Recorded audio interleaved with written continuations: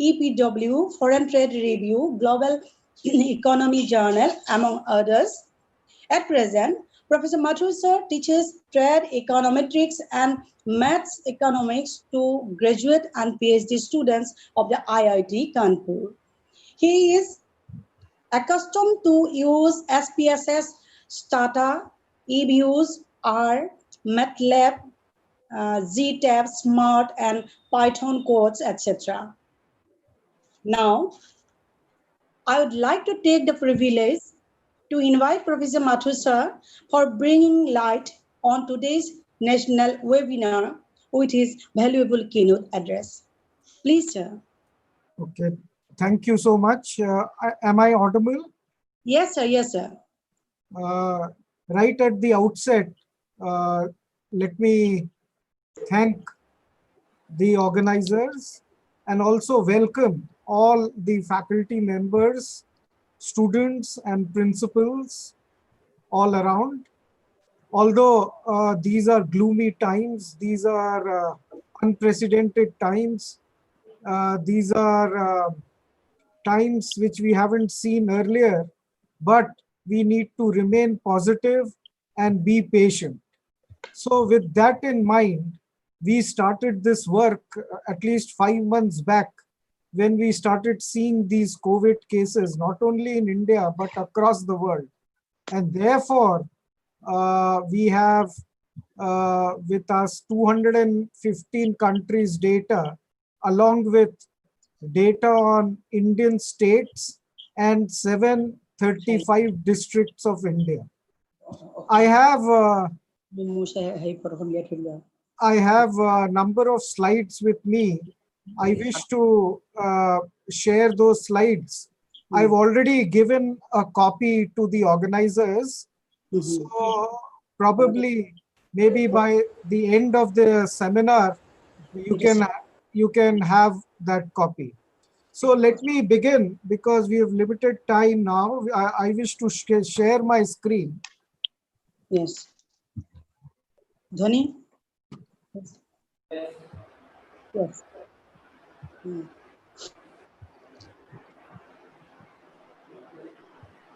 Can you see my screen?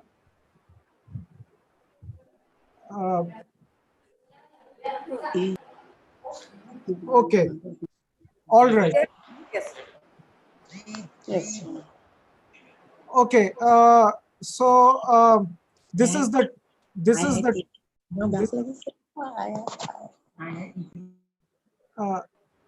the title, what causes spread of COVID-19 across countries and across Indian states and districts, and econometric and deep learning investigations. I'm assisted by my research scholars and some other students at the IITK.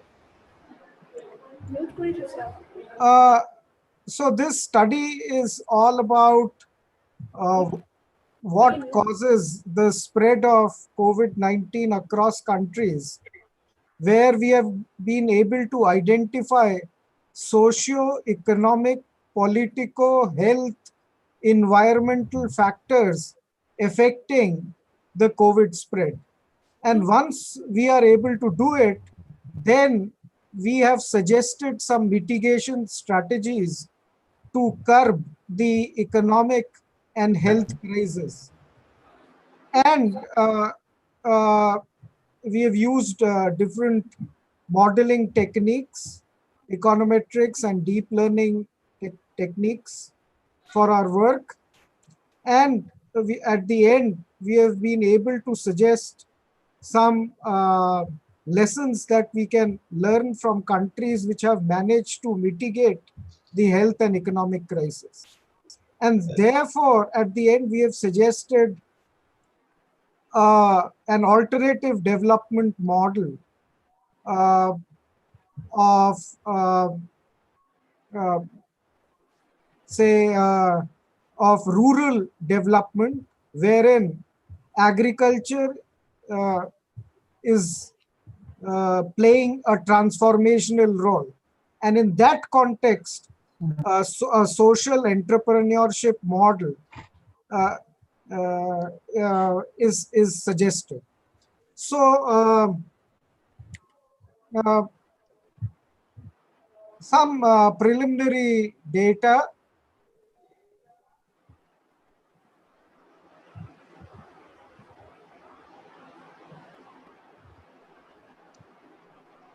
Some preliminary data. Now we've seen around 9 million COVID-19 cases across 200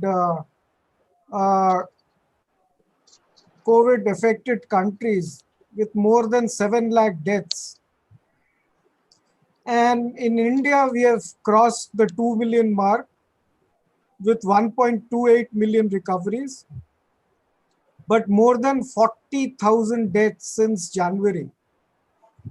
We and state of Maharashtra have crossed the Chinese number of COVID infections of 85,000 way back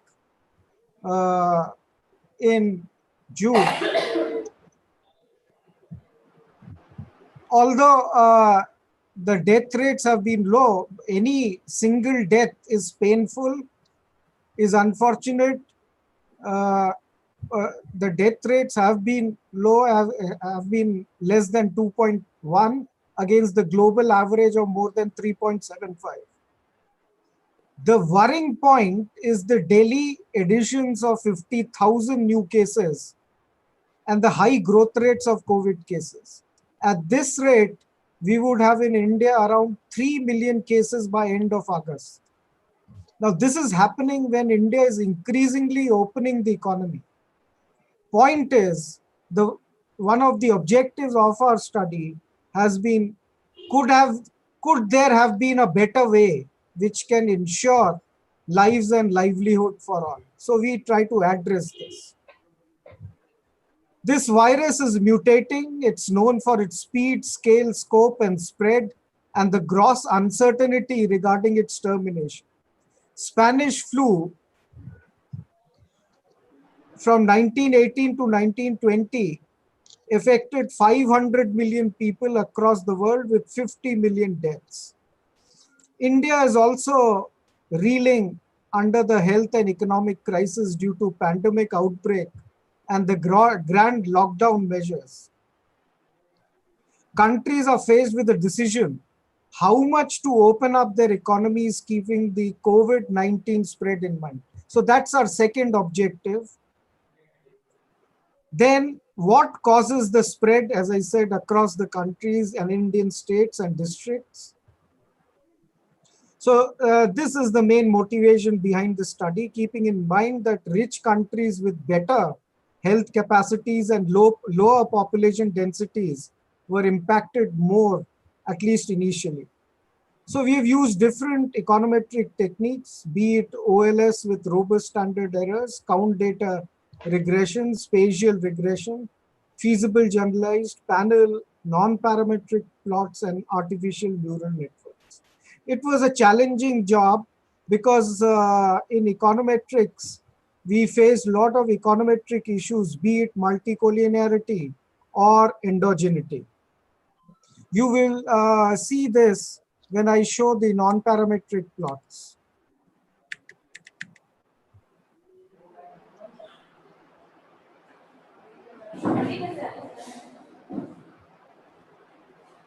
So these are the objectives of the study, which I've spelled out. The causes of COVID-19 spread across 215 countries of the world, why developed nations are more impacted economically and in terms of health crisis. The most difficult question which all the governments are facing, how much should we relax the lockdown measure, keeping the spread minimum? What lessons can be learned from other countries which have managed lower COVID-19 cases? And then the areas of collaboration during and post-COVID-19 pandemic, and the alternative development models of social entrepreneurship, flying geese, and self-sufficiency to mitigate the health and economic crisis. As about self-sufficiency and social entrepreneurship, this may not be very new. We already know about the Gandhian model. We already know about the Bangladesh Grameen bank model. To that, we have added the flying geese model, wherein we say that the time has come to shift the comparative advantage in our own favor and trade more with the outside world, especially foreign direct investments, uh, uh, outward foreign direct investments in telecommunication, ports, and re-energizing the global value chain. So I will come to that. But first, you will see lots of figures. You need to be patient regarding it. There are non-parametric plots that we have done. Okay, about literature review, we know there is a SIR model used by ICMR or the government of India. It's called susceptible infection recovery model. It's a non-linear simultaneous differential equation model which is being used to work out something which is known to everyone, because everyone is has been reading have about this R0, which is the reproduction rate, that a single person is able to infect how many other people in the society. So this SIR model helps you to work out this R0. And there are some baseline scenarios which government of India has done, and they claim that if social distancing norms, physical distancing, and other norms, if they were not followed, we would have had cases 5 times of what it is now. There is also John Hopkins University predictions using the same SIR model, which predicts around 1 to 2.5 crore cases by August. We've also used the SIR model for our predictions, but we go beyond that for various reasons. Idea is that lot of countries, in fact, almost all countries of the world except some East Asian countries, have imposed lockdowns. Now, lockdowns don't always succeed.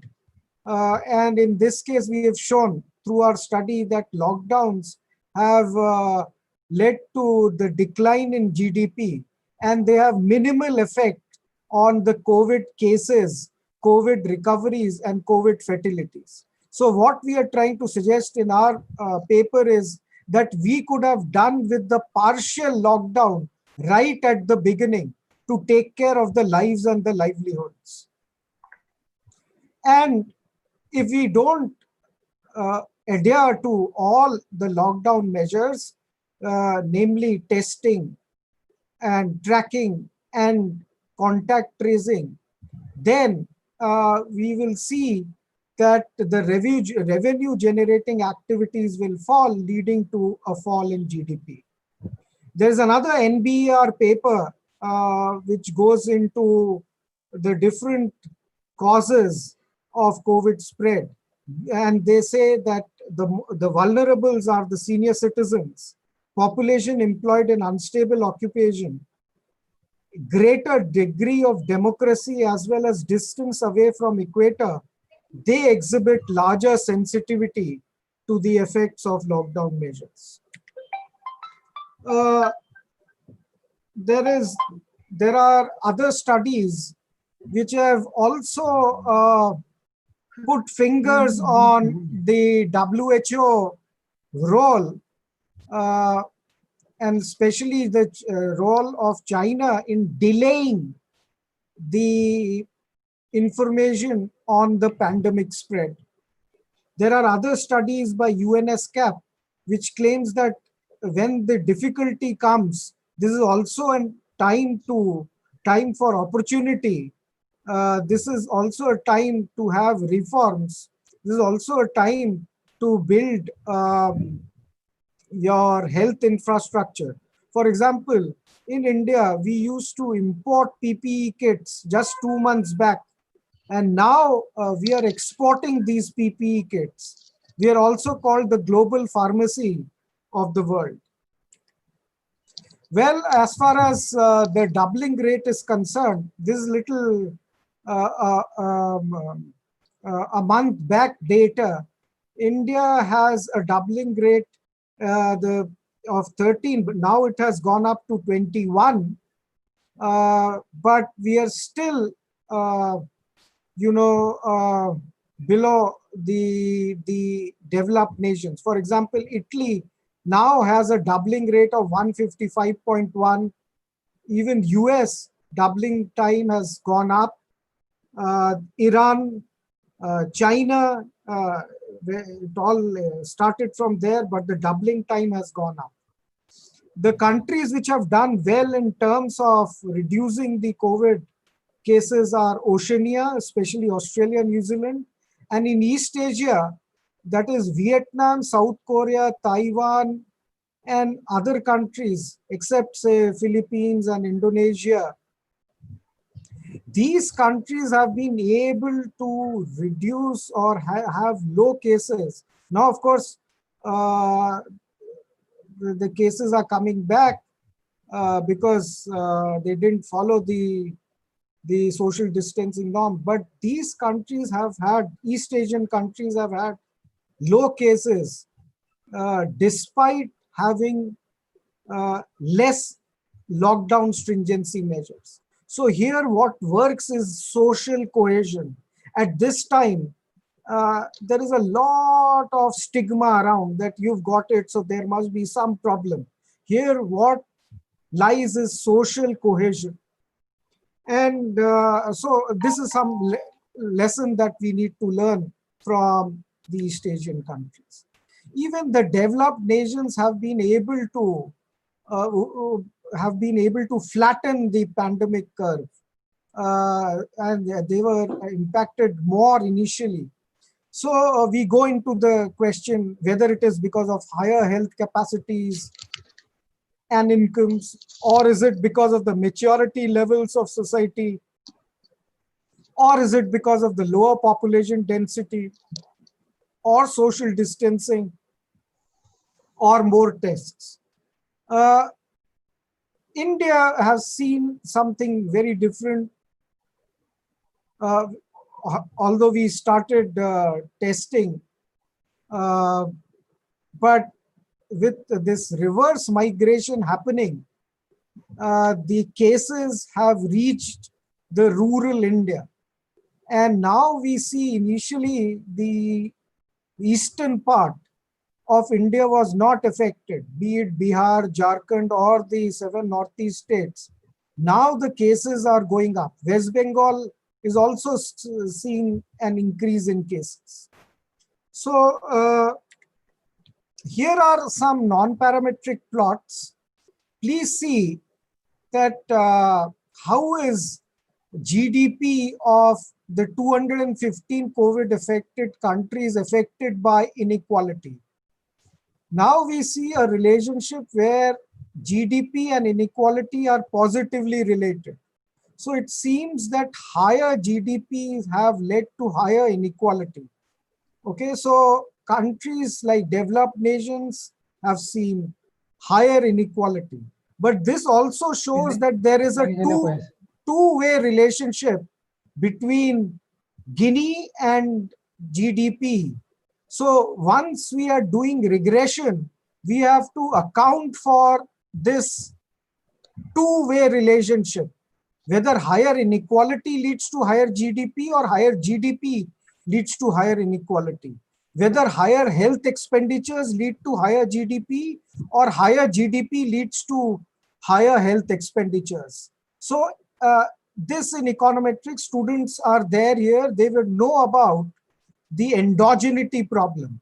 And so therefore you need to use the IV and the GMM estimators. Please see that the developed nations are also affected because poverty has gone up, undernourishment has gone up, pollution in the developed nations have gone up. As I said, even a single death is painful, but in India, if you compare the death rates, it is the lowest among the other countries. It has come down from 2.9 to 2.1. Now, these are all pictures taken from mobile, because 3 months back when there was a lockdown, we didn't have computer, we had only mobiles. So we had to take pictures and do the work. And United Kingdom, the death rates are quite high, 14.1, 12.2, and so on and so forth. When it comes to COVID test also, unfortunately, we are lagging behind. UAE, Russia, US, UK, Italy, they are above us when it comes to tests per million. UAE has 5 lakhs, US has 2 lakhs, and so on and so forth. So more tests have to be done.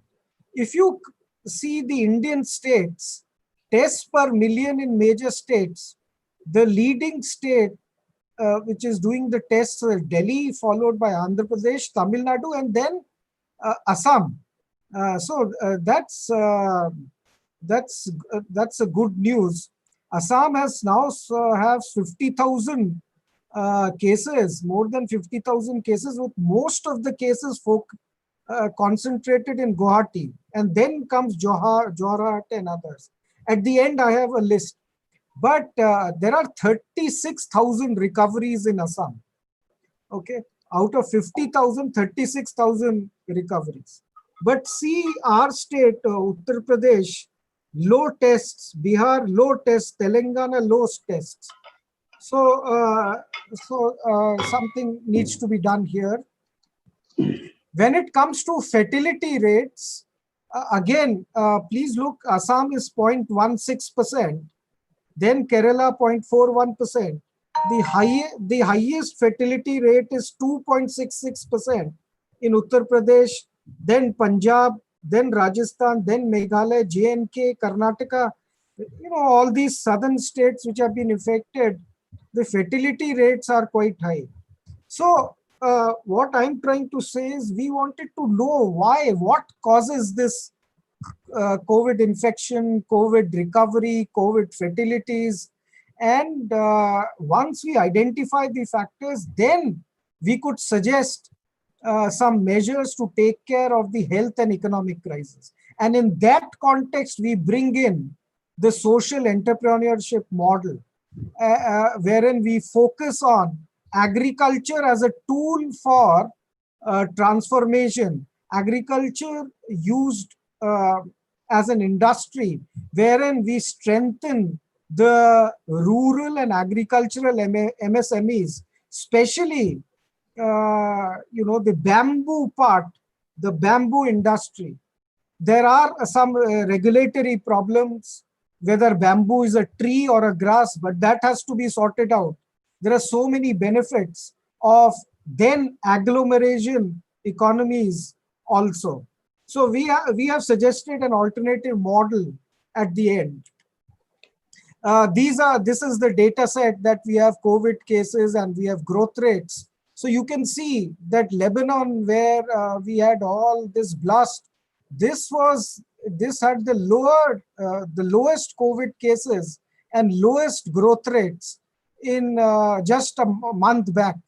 And then Vietnam, Venezuela, the Latin American countries, the communist countries, Honduras, Zimbabwe, and so on and so forth. India has a growth rate of 7%.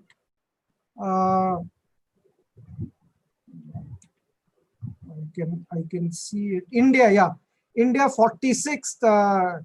Now this is 2 months back, so it had a growth rate of COVID growth rate of 14.79, and at that time just 49,000 cases. Now it is 20 lakhs. Uh, we also have the Oxford University Stringency Index based on 17 sub-measures. And if you find the non-parametric plot, you can see that it is a bimodal distribution. So there are countries which have low stringency, like the East Asian economies. Then there are countries which have high stringency, like India. The score was 80. The stringency varies from 0 to 100. And now African nations also have higher stringency. So everyone wants to know whether lower stringency works or higher stringency works for COVID cases, fatalities, deaths, and GDP. So this is also addressed in our work. Now, this is the Government of India model. This is called the susceptible infection recovery model. It is a non-linear simultaneous differential equations. It has this 3 equations, and in this is one beta, which is the infection rate. It has an alpha, which is a fertility rate, and that famous reproduction value beta by alpha comes out by solving this model. This model is solved through Excel sheet, so you don't have to go to the statas, the R's, the MATLABs. Simple Excel will help you to get the reproduction rate. Now see what we get as the reproduction rate. The reproduction rate, which was 3 in March, has come down to 1.15. And our study predicts that if no social distancing would have been there, we would have seen 13 million cases. With some social distancing, 12 million cases. With more social distancing measures, we would say we would have 5 million cases by the end of August. This is what our model is predicting. This model also helps you to get herd immunity, which works out to be 17.35%. So 130 crore people, if out of those 2 crore people are affected, then we will see the herd immunity. The R0 value has come down. So the core question that can be posed to me and to the Government of India is that if this reproduction rate, if you are not infecting others, if this rate has come down, then why are the cases going up? So what we have suggested in our study that there are socio-economic, politico, environmental, policy reasons for the spread, including the lockdown stringency. Now, once we have an estimate, we can always predict the COVID cases, the COVID infections, and thereby we can predict hospital beds and health worker requirements. We also looked at the district level data. So we know that around 15 districts account for 81% of the cases. But around 720 districts in India are affected as of today. So what this data doesn't show is that there are 720 districts which are affected. Okay, 81% of the cases are coming from 15 districts, but 720 districts are affected in India. Now, this is our work on Spatial. This is an alternative methodology to identify hotspots. Why? Because if you see this horizontal, this bar diagram, you will see that there are more than 200 districts in India which have 6 to 7 neighbors. There are more than 200 districts which have 6 to 7 neighbors. There are around 120 districts which have neighbors from 7 to 8. So an alternative methodology is to, if you wish to identify the hotspot, is this. This is done through spatial analysis. Spatial analysis is that whether closeness, whether neighborhood matters or not. Okay, now this comes to the most important part of our work, that what macro factors explain the spread across countries and in Indian states. We've seen so a host of factors, be it the physicians, be it the doctors, be it the democracy index, be it the regulatory quality, be it the international tourism, be it the population density, be it the capital health expenditures. This capital health expenditures, you will see, comes out to be an important factor explaining COVID spread. That means we had evidence 3 months back that this virus is affecting the entire body. Therefore, hospitals need not only this virus is affecting the entire body, it's airborne. And therefore, in hospitals, we need X-ray machines, we need ventilators, we need all capital health facilities in the hospitals. So this we could see 2 months back.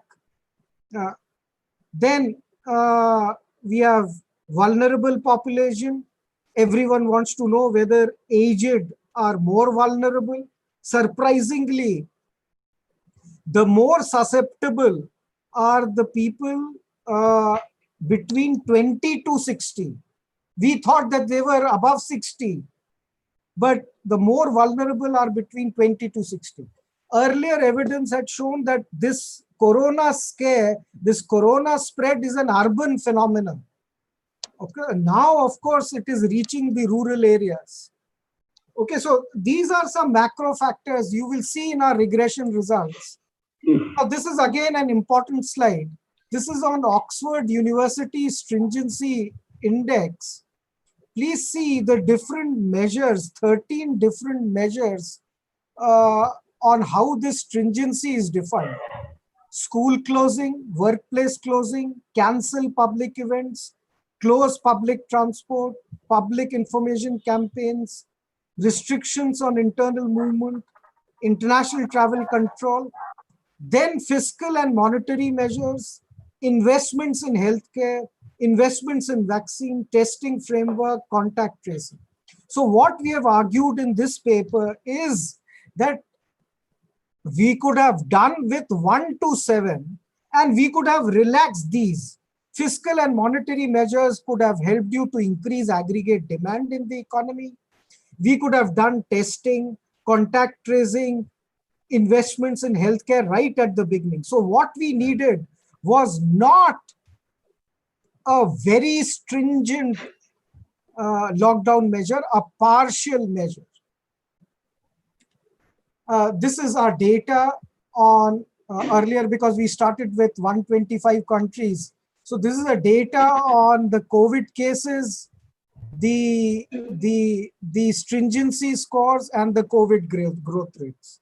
So everyone wants to know, how is stringency related to COVID cases and COVID growth rates? Every student, every common man wants to know that whether stringency is working or not. Uh, so most of the African nations have high stringency index. So this is a work which was done a month back. And we saw an inverted U relationship with the COVID cases. So as stringency went up, COVID cases went up, reached a peak, and then it came down. And so our score was 58. And the way we were opening up, this stringency will come down, and therefore the COVID peak will be reached. This is a month back. So a month back, we were suggesting that no flattening has been done. Until date, we claim that no flattening has been done.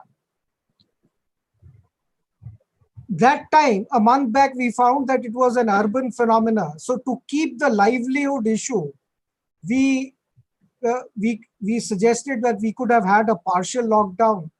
We could have avoided the migrant crisis. For example, Vietnam also faced similar problem, but they had registration for all the workers which were affected. And then you have to relax fiscal and monetary measures so that aggregate demand in the economy goes up. This is a demand side measure. All our government measures were supply side, and that too giving loans. But what about wage subsidy? You could have asked entrepreneurs to not to shelf off labor at that time. Of course, that would have led to zombie firms, but that could have avoided the migrant crisis. Now see what has happened. The migrants have reached all over, and therefore the cases are going up even in say Sikkim, even in Arunachal Pradesh, even in Mizoram, even in Assam. Although the death rates are quite low, but it has gone to these nations, gone to these states and districts. Some more figures relating stringency with recovery. You can see this line, downward sloping. You can see the index of stringency with total recoveries. This is recent, just 2 days back we did. And we have a stringency score, average stringency score now of 50. So we have reached the peak here. We have reached the peak here. So if we relax, the cases will come down. Then it will reach here around 35. If we relax stringency below this, again the total recoveries will go up.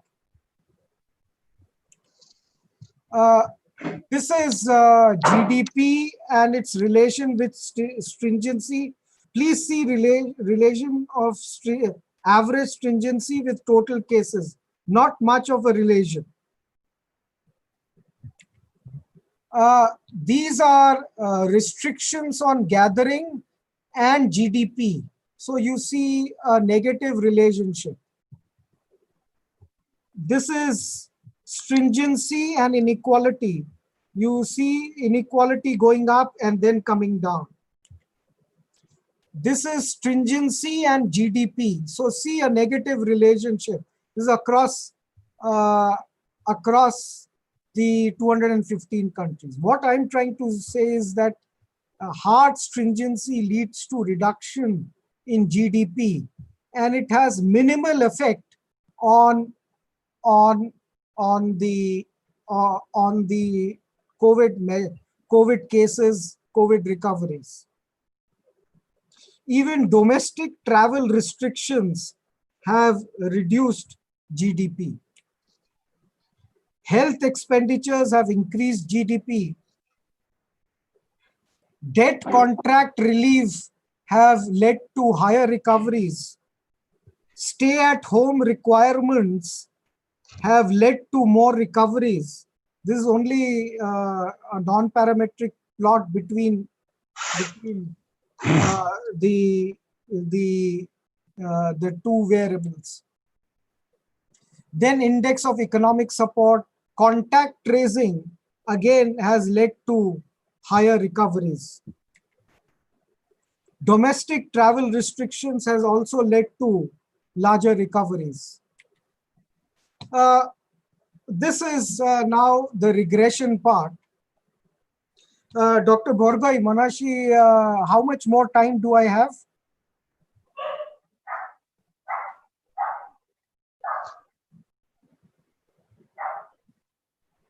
Dr. Manashi, how much more time? Because I have a couple of slides more.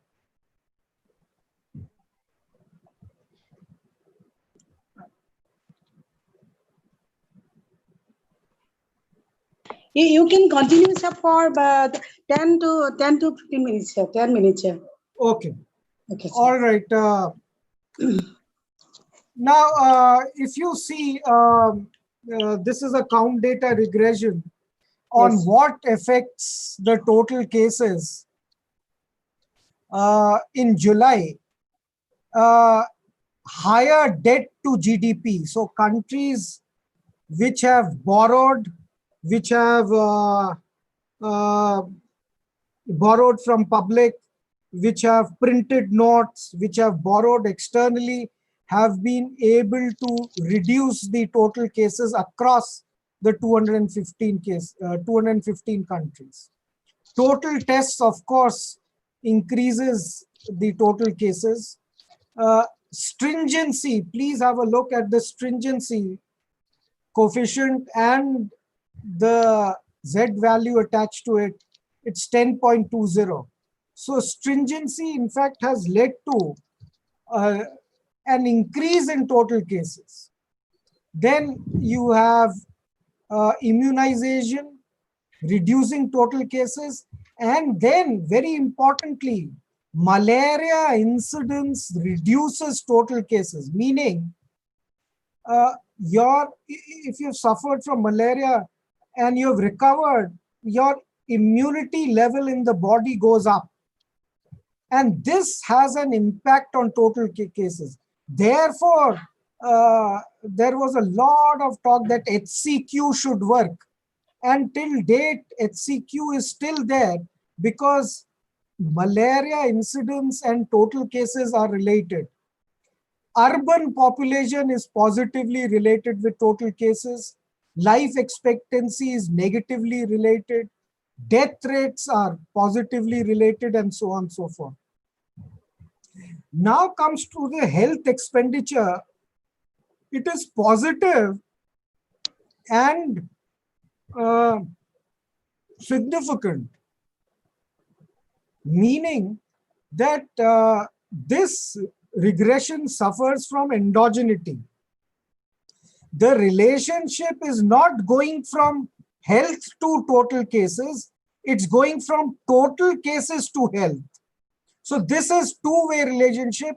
Traditionally, this used to be taken care by the simultaneous equation model. Now, of course, you have these IVs and GMM, instrumental variable and generalized method of movements to take care of that. Then we have other variables. We have family size. Larger the family size, lower the total cases. This is an evidence. This is coming from across the 215 countries. So this is a sociological factor. Then we have young population, which is also getting affected. Okay, so these young population, they are exposed, so they are also getting affected. We have population density, which matters for the total cases. And then something which may sound not politically correct, higher the poverty, higher the undernourishment, larger are the cases. And then we have other factors. We have governance, we have pollution, we have inequality, and then all these sub-measures of stringency, whether school closing matters for total cases, workplace closing, cancel public events, strict strict on social gathering, stay at home requirement, domestic travel, international travel. So it's a matter of detail. I have kept the PowerPoint with you at your convenient time. You can have a look at it. We are trying to come out with a book on this. We need collaborators. So the reason that I'm going is that I need collaborators on this. This is the work that we have been. This is total cases. What about fatalities? Now, one thing which reduces fatalities is BCG immunization. Remember the immunization that you got when you were young for tuberculosis? That helps. Then life expectancy reduces deaths. Stringency again increases deaths. Debt to GDP increases deaths. And deaths are more happening between 20 to 60. The notion was that, okay, more than 60 are more vulnerable, but the deaths are happening between this. And then we have other factors. Because of the time constraint, I want to go and discuss the other part of the paper, which looks at the alternative development model, especially the social entrepreneurship model that we're talking about. Quickly on total recoveries, again, malaria incidence helps you in recovery. That means if you have got this immunity, then it helps. Even capital health expenditures help you in recovery. So then we have also what affects GDPs of the country, and you can see I've already shown you through non-parametric plots that stringency has a negative impact on GDP, and we have all these sub-measures where you can see the results. So this is about methodology. It's a matter of detail. On non-parametric plots and regression, we don't impose a function. We get a relationship based on data. This is all a matter of detail. We've got a non-parametric density function. This is something that you can see that look at all other countries except India. When the cases were coming down, then they unlocked. Look at India. It's when the cases are going up, then only they are unlocking. So no wonder the cases are going to go up. And so what we've been suggesting is a partial lockdown works wherein fiscal and monetary measures, wage subsidies, employment guarantee mechanisms, and a social entrepreneurship model wherein a small group of entrepreneurs can come together, get a license to get the deposits and work among themselves like the Grameen Bank. And it's a model wherein you re-energize the rural economy like the Gandhian model and focus on investments outside, trade outside. We have to come out of this notion that exports are good, imports are bad. Everything is okay about this government of India, but when it comes to tariffs, they will say, okay, agarbatti. They will say the ice cream sticks from Tripura. We have to impose tariffs on them. Idea is to make them in India, but at a lower cost. So you have to shift comparative advantage in our favor, but produce it at a lower cost. This traditionally in trade is called the comparative advantage. You can produce a good at a lower relative price. What needs to be done? As I said, you need to focus on agricultural MSMEs, forest MSMEs, rural MSMEs, and they should also be a channel through which we can have alternative fuel for us, be it the use of jethropa plants or sugar or rice and wheat. All right. So now I will straight away jump because of the paucity of time. These are all, because I have 146 slides, I don't have time to go through all the slides, but we've also used something new. People keep talking about the fourth industrial revolution. This is artificial neural network. What it does is that it mimics the human brain, because human brain is good in understanding relationships. It is good in face recognition and learning by doing. And because the data is changing every day, we wanted to know whether there are patterns involved. So this is the artificial neural network. Even SPSS is doing it. So what we found when we did this, and this, like regression, tells you which factors are more important.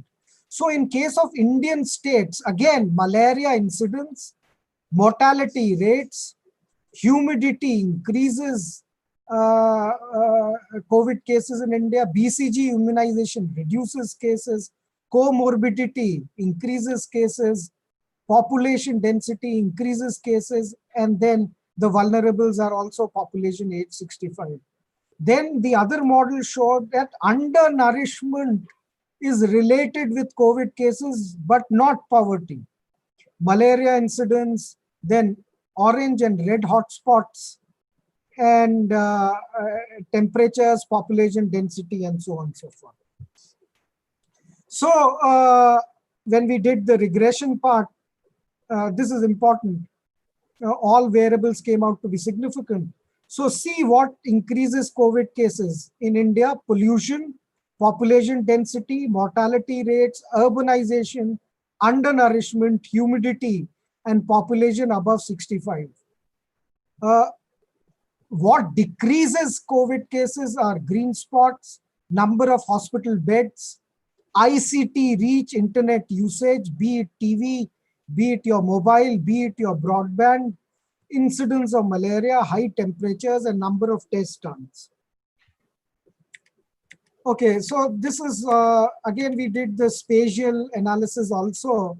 You can see the results because I will, I will send the PowerPoint with you. Now, we also did the time series part. We also did the panel work, and you can again see evidence that lockdowns doesn't work. We had the lockdown dummies in case lockdown 1, 2, 3, and 4. We also worked on the district parts, and in districts we found that these sub-districts hospitals and sub-centers of the primary healthcare matters for COVID cases. We also applied ANN model to our old data set. So the last two slides, international collaboration and global politics, vaccination research and increasing capacities. Tomorrow, if we find a new vaccination, there should be a multilateral body under which we should be able to get those vaccines. Now, Switzerland says that I will have the vaccines, but I will first give it to US. Now, if you have a multilateral body like WTO already, then trade has to be under the aegis of the multilateral trade body, so that tomorrow if Russia or China or Israel or India has these vaccines, it should be made available to all. Okay, this protectionism is coming all around. So that has to be challenged by strengthening the global order, by strengthening the multilateral institutions. We'll see lots of these COVID, these viral infections coming in future also, because we haven't adequately addressed climate change, desertification, global warming, pollution, crass urbanization, melting of glaciers, cyclone, and drought.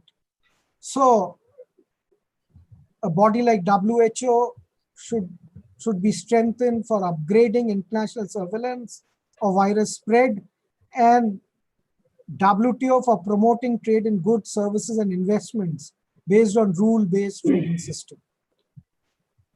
Promoting trade in COVID products, strengthening global value chains through rural and agricultural MSMEs based on social entrepreneurship model. Now, this is like the Grameen model, wherein you don't want interference from the banks or any other organization. You are a group of 10 people. You just need a license to get the deposits and then work on your own, show them your output, generate the revenues, and mimic the Grameen bank model. Self-sufficiency will matter. Jethropa plants, rice, wheat, bamboo, ethanol, methanol, they can all be used for aviation fuel, for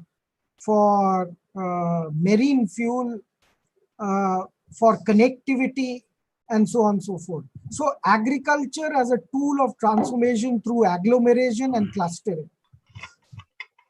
Countering protectionism, bringing global order.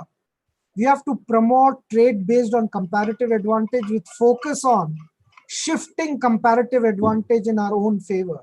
And this can be done through using the 4 IR technologies, be it AI, ML, data science, deep learning methodologies. So focus on ports, focus on telecommunication, focus on global value chain, focus on, as what China did, 3 E's. 3 E's: electronics, electrical, and engineering products. Why was it that their trade to GDP was the same as what India had in the 90s? Now it is 5 times of what it is. Their GDP has become 13 trillion. R is around 2.54 trillion. So in these 30 years, they've been able to focus on all this. We could also do it. We have to address trade wars and protectionism. There are future areas of growth and collaboration. Online education will matter. Trade in COVID products would matter. And there is a list. There is all global politics also. But the WTO's TRIPS flexibilities can be used to get the medicines at affordable rates. And it is important for India to develop these 5G technologies.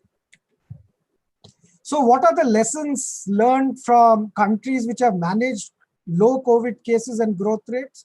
Of course, social distancing matters, large number of tests, identifying hotspots and clusters, upgrading health capacities, especially capital health expenditures through public-private partnership, calibrated opening of lockdown measures, using 4IR and AI techniques. And why I keep stressing these AI techniques, because they help in vaccination recovery. And that too till the end. You know, even with this Internet of Things, you have these ventilators which can be made available to many. Digitalization, ICT technologies, 5G and 4IR technologies matter, strengthening governance with democracy and decentralization, taking care of vulnerable population, lifestyle, taking care of health, home and hygiene, traditional medicines, and the most important, social cohesion matters, because it seems that this disease brings a social stigma that has to go. At least, that social cohesion has to come. in these turbulent and difficult times. So as I said, you have to be patient, you have to be positive, and you have to go together in these difficult times. So these are my conclusions. I already spelled out. What the solidarity budget, which India announces 10% of the GDP, that is 20 lakh out of 200 lakh, is not enough. In fact, it only concentrates on the supply side.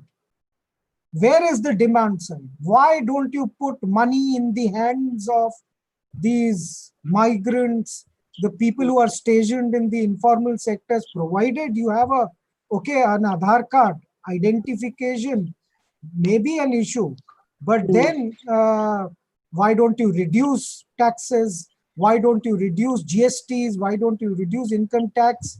And you do it through any means. You print notes, you borrow from outside, but this is the time to use your fiscal and monetary measures also. Thank you. So what can re-energize Indian economy is strengthening governance and democracy with decentralization, ICT reach, strengthening civil society, renewables, strengthening rural capacities, businesses, universities, technology, science and engineering education, health capacities, and vaccination R&D. 4IR moving towards from electricity and steam engine to digitalization, AI, ML, and deep learning. Oh, well, we can learn from countries like Vietnam, Venezuela, Lebanon, China, Taiwan, nations like Zimbabwe, Angola, Sri Lanka, Paraguay, Myanmar, Bahamas, Slovakia, and so on. Well, they say that adoption of 4IR would affect employment. Did computers reduce employment? Well, that is a question which is open to you all. You have already seen the productivity of the computers. So again, this 4IR, fourth industrial revolution, be it the 3D printing, be it artificial intelligence or ML, will it affect employment? That is up to future research. But these are important things for future. Yes. My last word, you are all alone in your fight against Corona. This needs to settle down in your thinking. You can always learn from other countries' experience.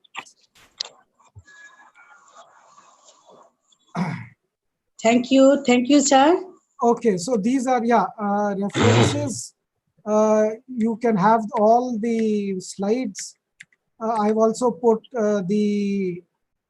the COVID cases. Kamrup Metro has the highest confirmed cases, followed by Borhat, Nagon, Dibrugarh, and all these.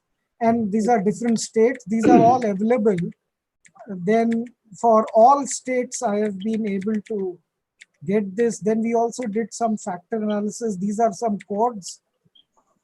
These are some information on COVID-19.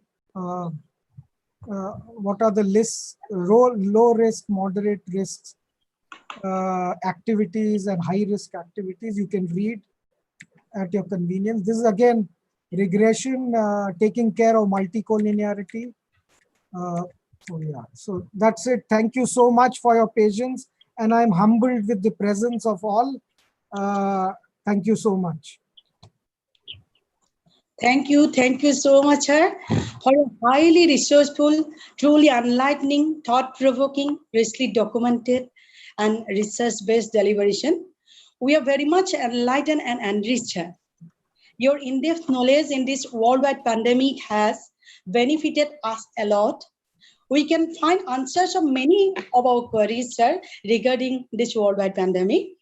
And we are certain that your in-depth research outcome will benefit, definitely foster a new intellectual and academic imprint in the world's academic scenario, which will be beneficial not only for the academicians, but for the upcoming generation also.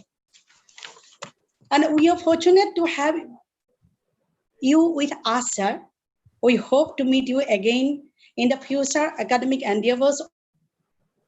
If Thank there you. are, Manashi, if there are any questions, I'll be happy to Excellent. answer. If there are any questions and queries, yes, sir. if there are any questions and queries Yes, from sir. the participants, please pose it to me. I will try to answer as many. Yes, sir. Yes, sir. There's here an interaction session is there in the after this. Okay, sir. Jita Baidu, please proceed. Jita Baidu.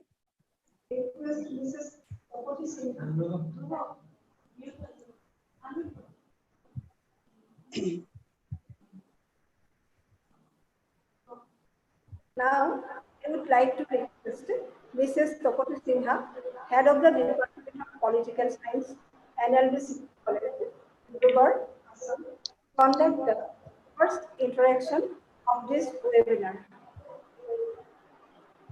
Thank you. Thank you, Jita Madam. Good afternoon, everybody. Now the session is open. On behalf of Nandalal Borgohain City College, I request all the interested participants to come forward with your queries. Oh, okay. I have seen some participants raising your hands. Let me allow one by one. Okay. Subrata Shaha.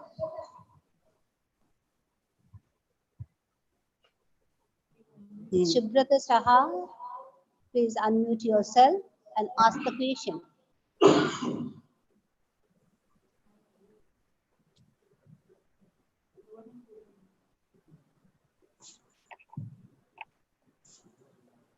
Can you hear me, Subrata Saha? Okay. Now I want to ask Sunita Sharma. Can you hear me, Sunita Sharma?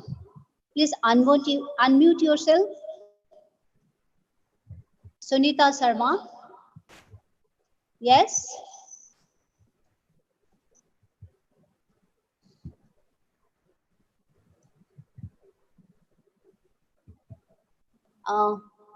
Topati Madam, please go through the chat box.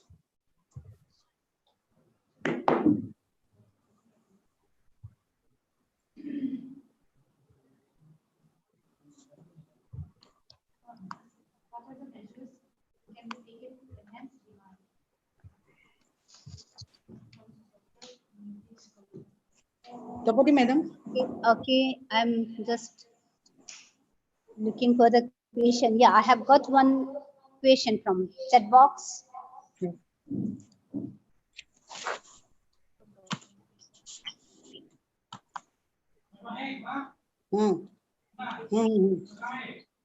From Dr. Nitesh Kolita.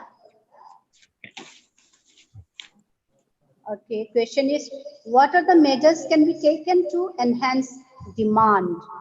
Yes. Sir, can you hear me? Yes. Yeah. The question is, what are the measures can be taken to enhance demand? Another question is also there. Madam, please give the other question also. Which section is yours? So one more question. Yes. Which sector assumes the most important role in reviving the economy? Yes. Is it clear, sir? Yes, very clear. Okay, thank you. All right. As far as increasing the aggregate demand, I think fiscal and monetary measures should be used to increase the aggregate demand. And that would mean that you have to either the government has to borrow or print notes or borrow from abroad, but put the money in the hands of the poor, of the needy. They did this in a country like Laos, a small country in East Asia. They've done it in Malaysia, US, of course, they have big budgets. But I think the need of the hour is income support at this moment. So increasing aggregate demand is important. Of course, supply capacities are also equally important, and their wage subsidy is very important so that entrepreneurs are not in a position to shelve off the labor. One thing which is coming increasingly in the economy is now no entrepreneur directly employs labor. They outsource to the third party. Now, in the case of India, in the case of Delhi, when the reverse migration was taking place, this third party was playing a truant. They weren't there when they were needed. And the entrepreneurs then decided to just shelve off the labor. Of course, the labor also had this in mind, that now the corona spread is happening in the urban cities, so we need to go to the rural area.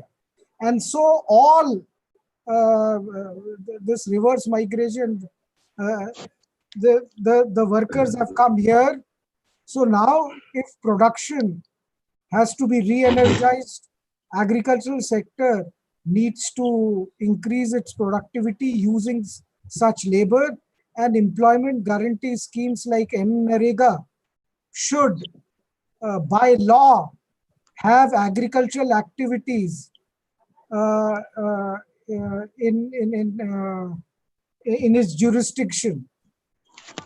As far as the second question is concerned, sectors which can revive are the, as I said, agricultural MSMEs, rural MSMEs, and they can be used for alternative energy needs. Making of ethanol, methanol, then using jethropa plants, using rice, using corn, using wheat for having these alternative energy needs. And here the social entrepreneurship model can work. Of course, the funding can come from the government or from the stock markets.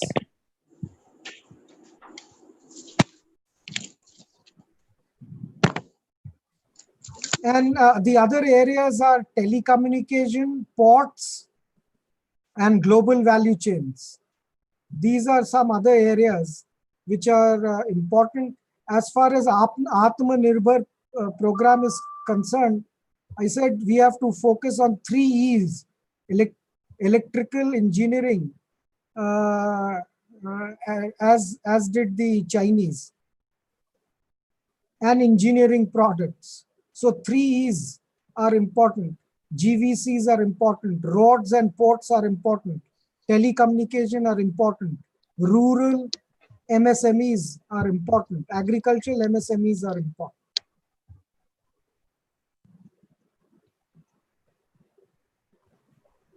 Thank you, sir.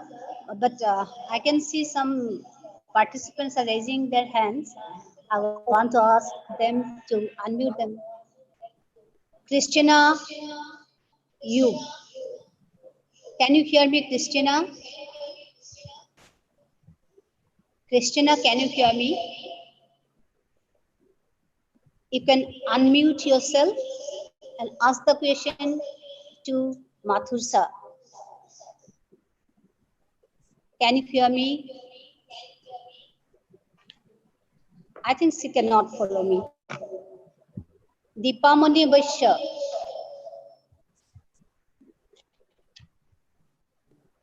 Deepamani Vaishya. Kapati madam. Yes. The time is limited now, so Okay. Yeah. Okay. Yeah. Yes. So thank you, sir. Thank you, sir.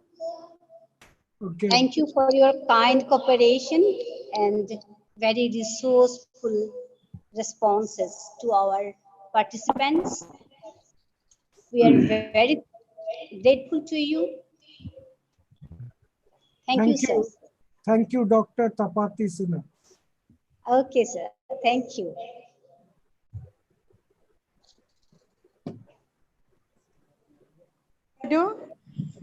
Zita Baido, now we can proceed to the next agenda.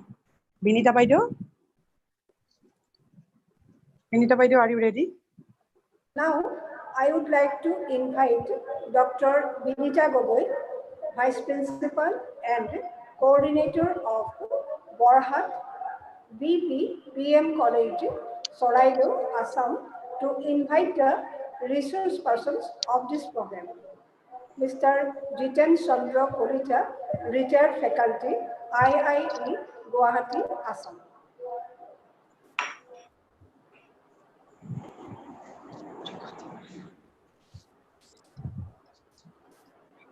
Madam, unmute. Okay. Hello? Yes, Yeah. madam, audible. Yes. Namaskar and good afternoon, everyone. I would like to convey my hearty regards to the Honorable Chairperson of today's webinar, Principal and College Dibrugarh, Dr. Sanjeevananda Borgohain, Honorable Principal Borhat BPM College, Dr. Borgohain, Honorable Vice Principal and BC College, Dr. Manasi Borhat, respected guest speaker, Professor Sumesh Mathur, Economic Groups, Department of Economic Science, IIT Kanpur, Mr. Jitendra Kolita, IIE Guwahati, Mr. Hemant Rava, Project Head, IIE Guwahati, as teachers participating the webinar from different colleges, research scholars, and my dear students. COVID-19 led us to a broken economy and is now forcing us to the aftermath of it. It is an unprecedented disaster for a human being. It is seen that along with the various serious issues, millions of people lost their jobs. We know that the Indian economy is suffering from the serious unemployment problems and issues. Now job loss has widened and worsened the problem many times. So we the Indian youth, parents, intellectuals, government departments, and we the teaching community also facing these challenging times. Keeping this view in mind, we have decided to make a discussion from this special point. We have a great expectation that today's webinar will bring definitely will provide us the ray of hopes. In this connection, we have invited Mr. Jitendra Kolita, Indian Institute of Entrepreneurship, Guwahati. Kolita sir passed the MCOM from Guwahati University and postgraduate diploma in business administration management studies promotion institute, New Delhi. He has total 32 years experience in the line of entrepreneurship development as a trainer and motivator, 15 years as faculty member, and 8 years has worked in Casey Das Commerce as a lecturer for 2 years. As a research person, colleagues are associated with various entrepreneurship promotion and development organizations and institutions, such as colleges, universities, NIRDRP, SIRDRP, District and Industries Commerce Center, banks and financial institutions, Reserve Bank of India, government departments in India, involving commercial organizations like Bhogali Food Products Private Limited, Northeast Eco Organic Private Limited, and Tiho Pajali Krishi Vikas Producer Company Limited. He authored and co-authored of 16 books on entrepreneurship guidebooks, sector-specific books, textbooks for SS, graduate and postgraduate students. He was awarded National Trainer Motivator Award of SIDBI, National Excellence Award from NVCFDC, Government of India, 2 separate awards for CSR projects and technological upgradation program. Now I am going to request Kolita sir for deliveries to deliver his speech. Please, sir.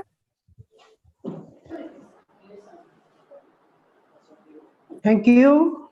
Am I audible? Yes, sir. Yes. Yes, sir. Yes. Yes, Yes. So, good afternoon to all. Principal Dr. P.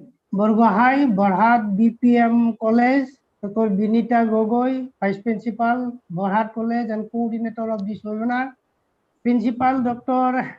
S. Borgohain, NB City College, Dr. Madam Manasi Gogoi, Borgohain, NBCT College, and staff of IQAC cell, Professor Somesh Mathur, IIT Kanpur, keynote speaker of this webinar, my colleague Hemanto Rava, and participant friends from all over India, students, and other participants.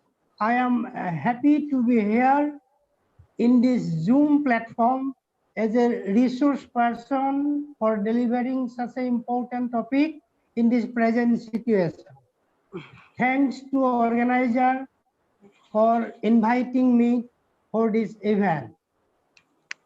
So this is an opportunity. Dr. Mathur sir has already narrated his study, details study, the all over world what is going on in COVID-19 and the country-wise what is happening, what is the results going, and what can be done. Everything has been narrated.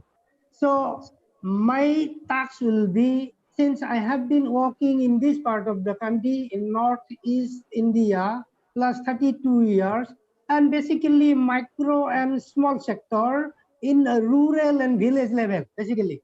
And what I feel, the micro sector, Mathur sir also highlighted rural industrialization or rural industries, micro, small, medium enterprise. So my emphasis will be given to this, and my reference will be special reference will be Northeast India, especially Assam, because majority participants may be from this college and outside college also. And this is a message to outside participants. What is entrepreneurship here? What is self-reliance?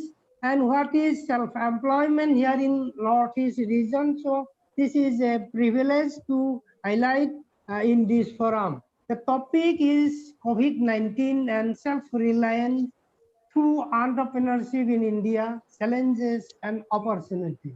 This is most relevant topic in present COVID pandemic situation. And the topic is mostly related with the speech delivered by Honorable Prime Minister in the month of May 2020, while announced the economic package for sustainable economy of the country and to fight with the COVID-19 pandemic situation. Kolita sir. Yes. Yeah, start Hello. the video, sir. Sir, start the video. Shubham. Yes, yes. Just video.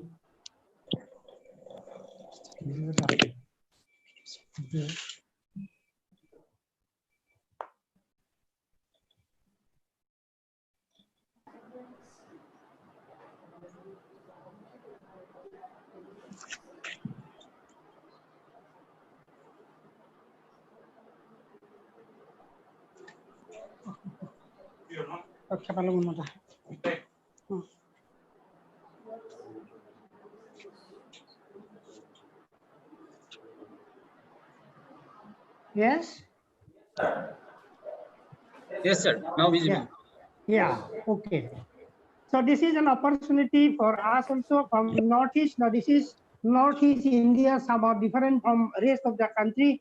So in terms of economy, in terms of self-employment, in terms of geography, eco situation, and in terms of say natural calamity and all these things. So in his Prime Minister's speech, the emphasis was given that India is to be self-reliant to fight with this COVID-19 situation. This is because of when government of India found that before the pre-stage of COVID, so the requirement, whatever requirements were there, like this PP kits, masks, sanitizer, ventilation, hospital equipment, and urgent requirement to fight and to go for in hospital situation of the pandemic situation. That is Mathur sir has already narrated on this thing. So that was a great challenges for government to manufacturing, because you see before pandemic situation, there was no PP kit manufacturer. There is a very few manufacturer of say masks, sanitizer, ventilator, and all these things. But the situation when challenges has been taken by government, the zero level production come after 3 months would be able to export. Now almost the data, whatever we have got, that is 3 lakhs PP kit per day. Now, after meeting the own requirement, India would be able to export. And accordingly, the other products, whatever requirement to fight with this pandemic situation, produced by indigenous entrepreneurs. At the same time, Prime Minister also has emphasized and announced a slogan, vocal for local and make it global. So that means that we have to focus on local product and services, whatever we have required, whatever in the present situation to sustain our economy. How pandemic situation impact in the total economy as a whole in terms of employment, in terms of economy. The focus has been given. That is why focus has been given. Since India has our own traditional ethic value in terms of production, technology, culture, and attitude. And all the state India have this own culture, traditional valued product, food valued product, own dresses, self-style inhabitant. By this way, India could be self-reliant. However, the Prime Minister has emphasized this doesn't mean that so we are narrow in terms of globalization, in terms of modern product. The term self-reliance, Atmanirbhar, is not a situational approach given by Government of India. This is actually philosophy of Mahatma Gandhi. The Gandhiji, during the freedom movement, Gandhiji expressed his view through his Swaraj Economic Darshan, 1922. He said, before political freedom, we should have economic freedom. Atmanirbhar. And that Atmanirbhar would be based on the 5 pillars, that is economy, infrastructure, technology-driven system, demography of the country, and demand. So PM also emphasized in his speech that self-reliance was essential for India's global competitiveness. He said that reform over the past 6 years taken forward to build a self-reliant India, that was made in India policy. Now, come to the Gandhiji's philosophy, economic darshan, which was taken all over India before independence, right from pre-independent state. Accordingly, all over India, the cottage industry, what we to say, cottage industry will come up everywhere based on agriculture, based on rural people requirement, come into existence. And India was almost self-reliant before independence. But after independence, gradually this cottage industry sector faced problem and declining its role in terms of production and employment. Because of this, we should say the policy in the first and second 5-year plan, government had taken initiative for safeguard cottage industry. But in third 5-year plan, government has taken initiative for modern industry, for modern technology-based industry, because India is to be compete with the global market in the global competition. So that was the turning point for the cottage industry, whatever we have, because the cottage industry was all at the traditional base where productivity was very less, and as a result, the modern industries were come up in India, and cottage industry gradually fall down. Now, I'd like to say the self-reliance in Northeast India, since this part of the country is somewhat different in terms of geographical location, in terms of economy, in terms of situation, in terms of natural calamity and all these. Today, I would highlight the eastern region or Northeast India or in Assam. What we have here, India, when have cottage industry convert to modern industry, micro, small and medium enterprise, but in Northeast India, it was not happening. As a result, I'd like to give some data. There was a survey up to 70s, Assam and Northeast India was self-reliant. Because I should say there was a study, economic study in India. That time there was 18 states in all over India. Out of 18 states, the study revealed that Gujarat was in terms of economic independence, self-reliance, Gujarat was the first position. Maharashtra was in the second position. And we know Assam, Greater Assam was the third position during 1952, the first study.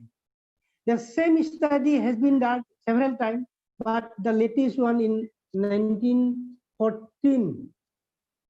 In 1914 study, the same study has been done. The study revealed in this way, Gujarat remained the same position, Maharashtra remained the same position. Unfortunately, the Northeast India or Assam was in the behind. Out of 28 states, Assam position was 25th. So that is a very pathetic situation. We heard that India, when India economically independent, before independent, Assam was economically independent, but after independence, Assam was gradually not able to maintain and able to produce their product, whatever requirement is there. So this is a pathetic situation, number one. Number two, very interesting, during 1952, the literacy rate of Assam 12.5% in 1952.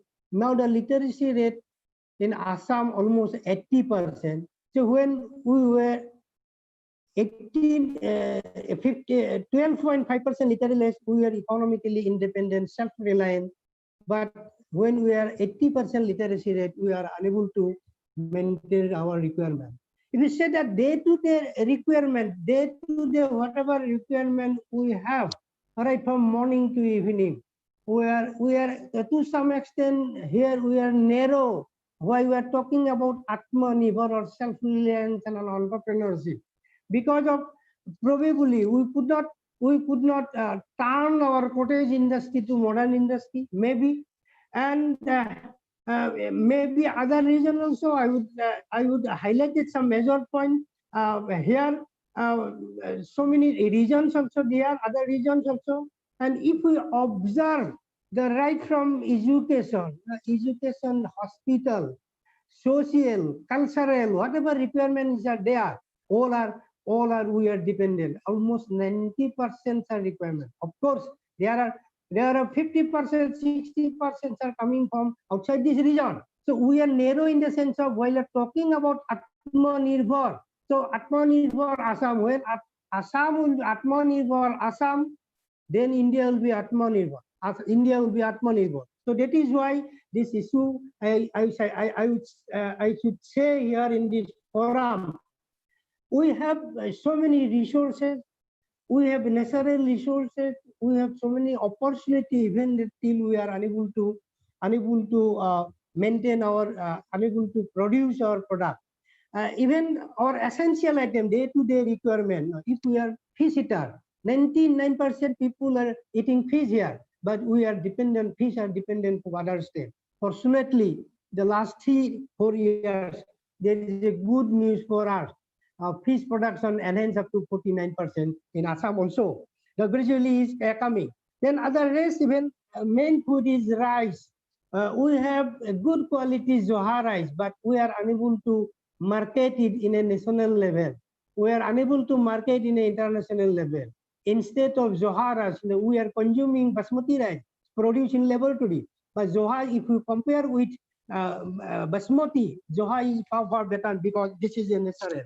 So I believe this is lack of entrepreneurship. This is lack of entrepreneurial ingredient incorporate in our production sector. Here is all these things if we observe. So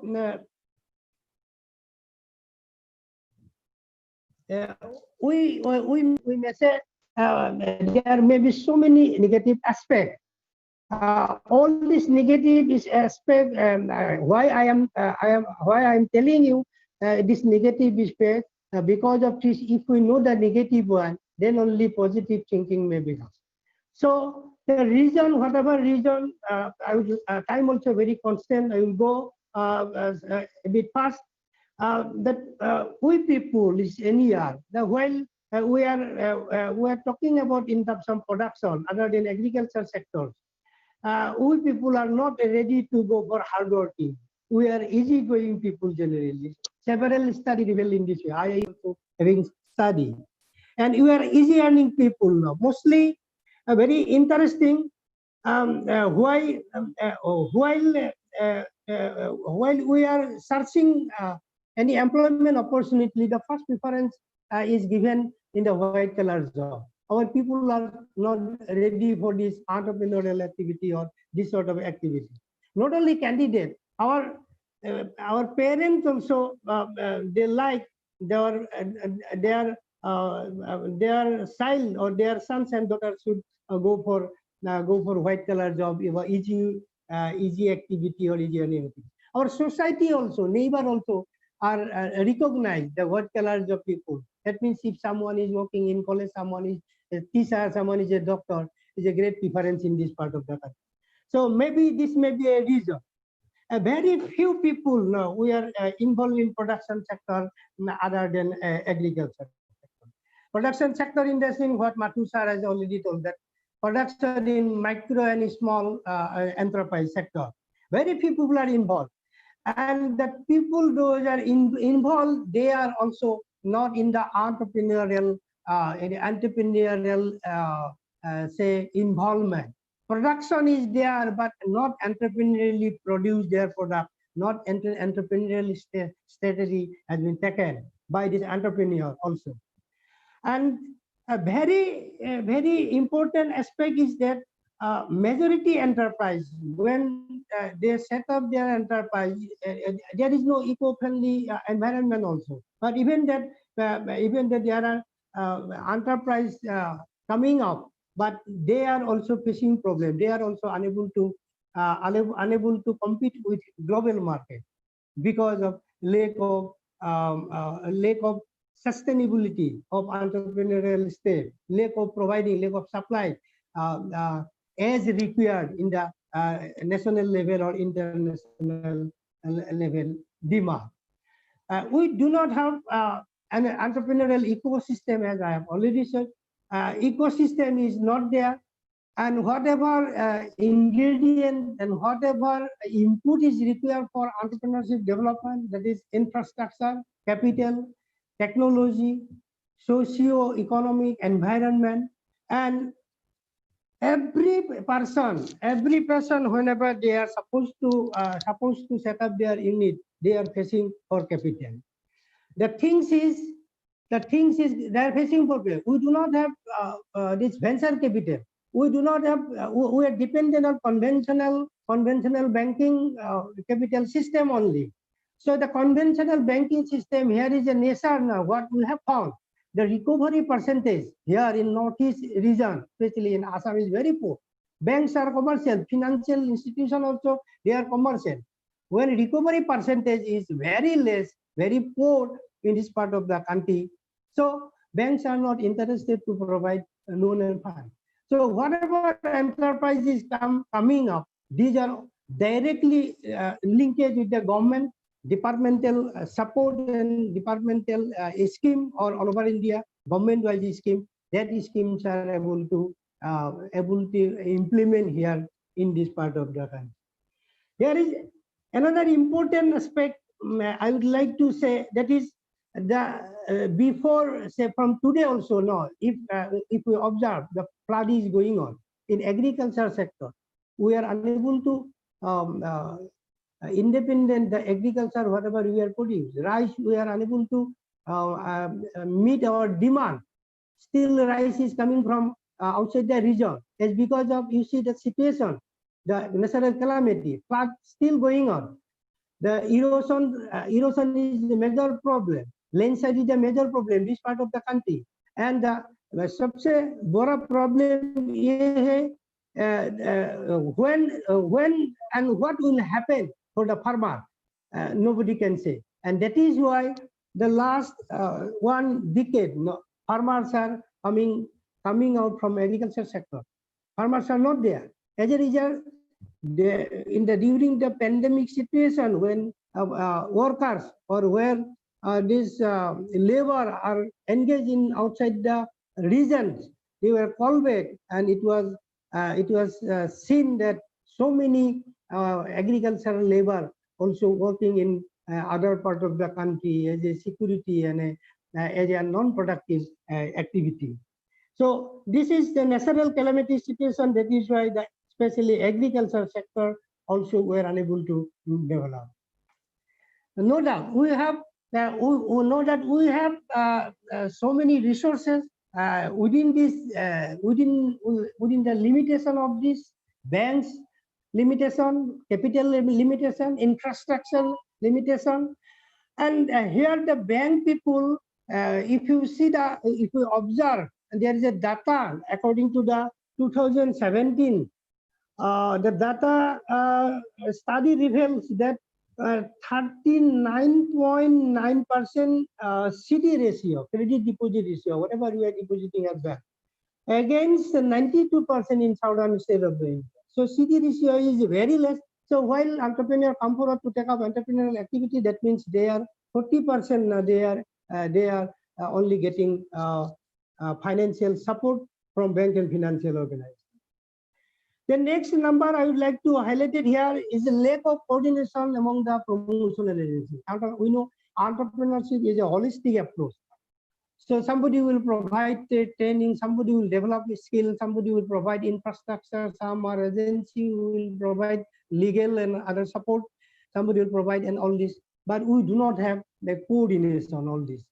So we have all this, all government agency, promotional agency, we have individual vision, mission, and accordingly our own mission and vision we have been working. So there is a important aspect we need this coordination to promote entrepreneurship. So like this way, one of the important major aspect here for promoting entrepreneurship or to be self-employed or to be self-reliant in this part of the country, the northeastern region over the boundary now, all are foreign countries. So Myanmar, Bangladesh, Bhutan, Nepal, and the great hindrance is China.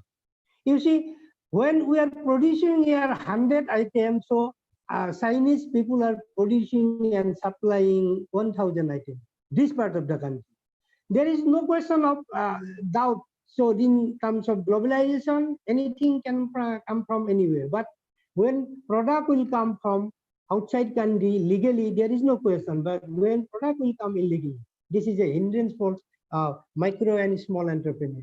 Because you see, we are celebrating festival here, but products are coming from China. We are celebrating Bihu in Assam, products are coming up. Hopeful are coming from China. Dhol are coming from outside the region. So this is the situation. And these are the great hindrance for this part of the country. But even that, what I would like to say, opportunities are there. Opportunity, our Bhut Jolokia, the name of Bhut Jolokia, that is a great hot chili. Now we are exporting to American country. We are exporting muga and pat. That is sericulture item. Muga is going in the brain of Honali Huta. Honali, Bosra. These are exporting the European country. Aries are exporting in the European country. You see, very interesting. Mako is supplying to the outside country from Assam. Earlier, the Mako producer was in Bihar and other part of the country, but the last 5 years we are producing highest Mako in Assam. But these are also exporting outside the country. So opportunities are. Bamboo, we are first highest producer here in Northeast region. Jutes are second highest producer of North region. We have abundant forest and natural resources here. Only we need entrepreneur. Only we need entrepreneur genuinely. There are so many schemes introduced by government for technocrat. I believe there are so many technocrat IIT students also there. I welcome to the student. Those who are attending in this way, we have great opportunity. Very interesting. We have traditional item also, but we do not have preservative, proper preservative. You see, what we should say, this is called pitha. We have a traditional pitha. Pitha in the say that is a cake. The cake is that is the whole year. We are celebrating, we are consuming, we are preparing all this, but marketing only in our indigenous or in our local people only. Because of there is no proper technology to preserve it in the long run. We are preserving in sweets, sugar, and all these things, but we need a preservative. We need preservative so that we can preserve, because demands are there in outside, but we are unable to be. You see, before pandemic situation, there is a huge demand for Zohara. Huge demand for Zohara is in Bangalore, Mumbai, in this part of the country, but we are unable to supply because of we do not have organized entrepreneurial venture. Because we have Zoharas, definitely we have Zoharas, but we are unable to supply because of we do not have organized sector entrepreneurship forum or entrepreneurial person who can supply and provide. So like this way, these are the opportunity, and today's student, especially students, those who are interested in entrepreneurship, I request, instead of going for, they may go for white collar job also. If they got good job, we do not have any objection. But instead of waiting, because you see, in a state-wise, average 50% unemployed youth can be absorbed in different fields, can employed in different fields. But every year we are coming 250,000 unemployed youth. So instead of waiting, our youth, my appeal to our youth, they should come forward. They should initially started their thinking process in entrepreneurship. They should learn about entrepreneurship. They should know about entrepreneurship. I am talking about IIT students. In IIT level, there is an entrepreneurship course and entrepreneurship environment is there. But I am talking about our students, those who are in college, higher secondary level, who are dropout students, who are supposed to be after graduation, will not go further. So for them, they should learn about entrepreneurship. They should learn about skill. There is a huge program taken by Government of India. Of course, in this period, pandemic situation period, for a time being, it has been stopped, but this will again continue. The skill program is going on. My appeal to, time is very constant, my appeal to institution. I am not talking about Borhat College, because Borhat College has entrepreneurship courses.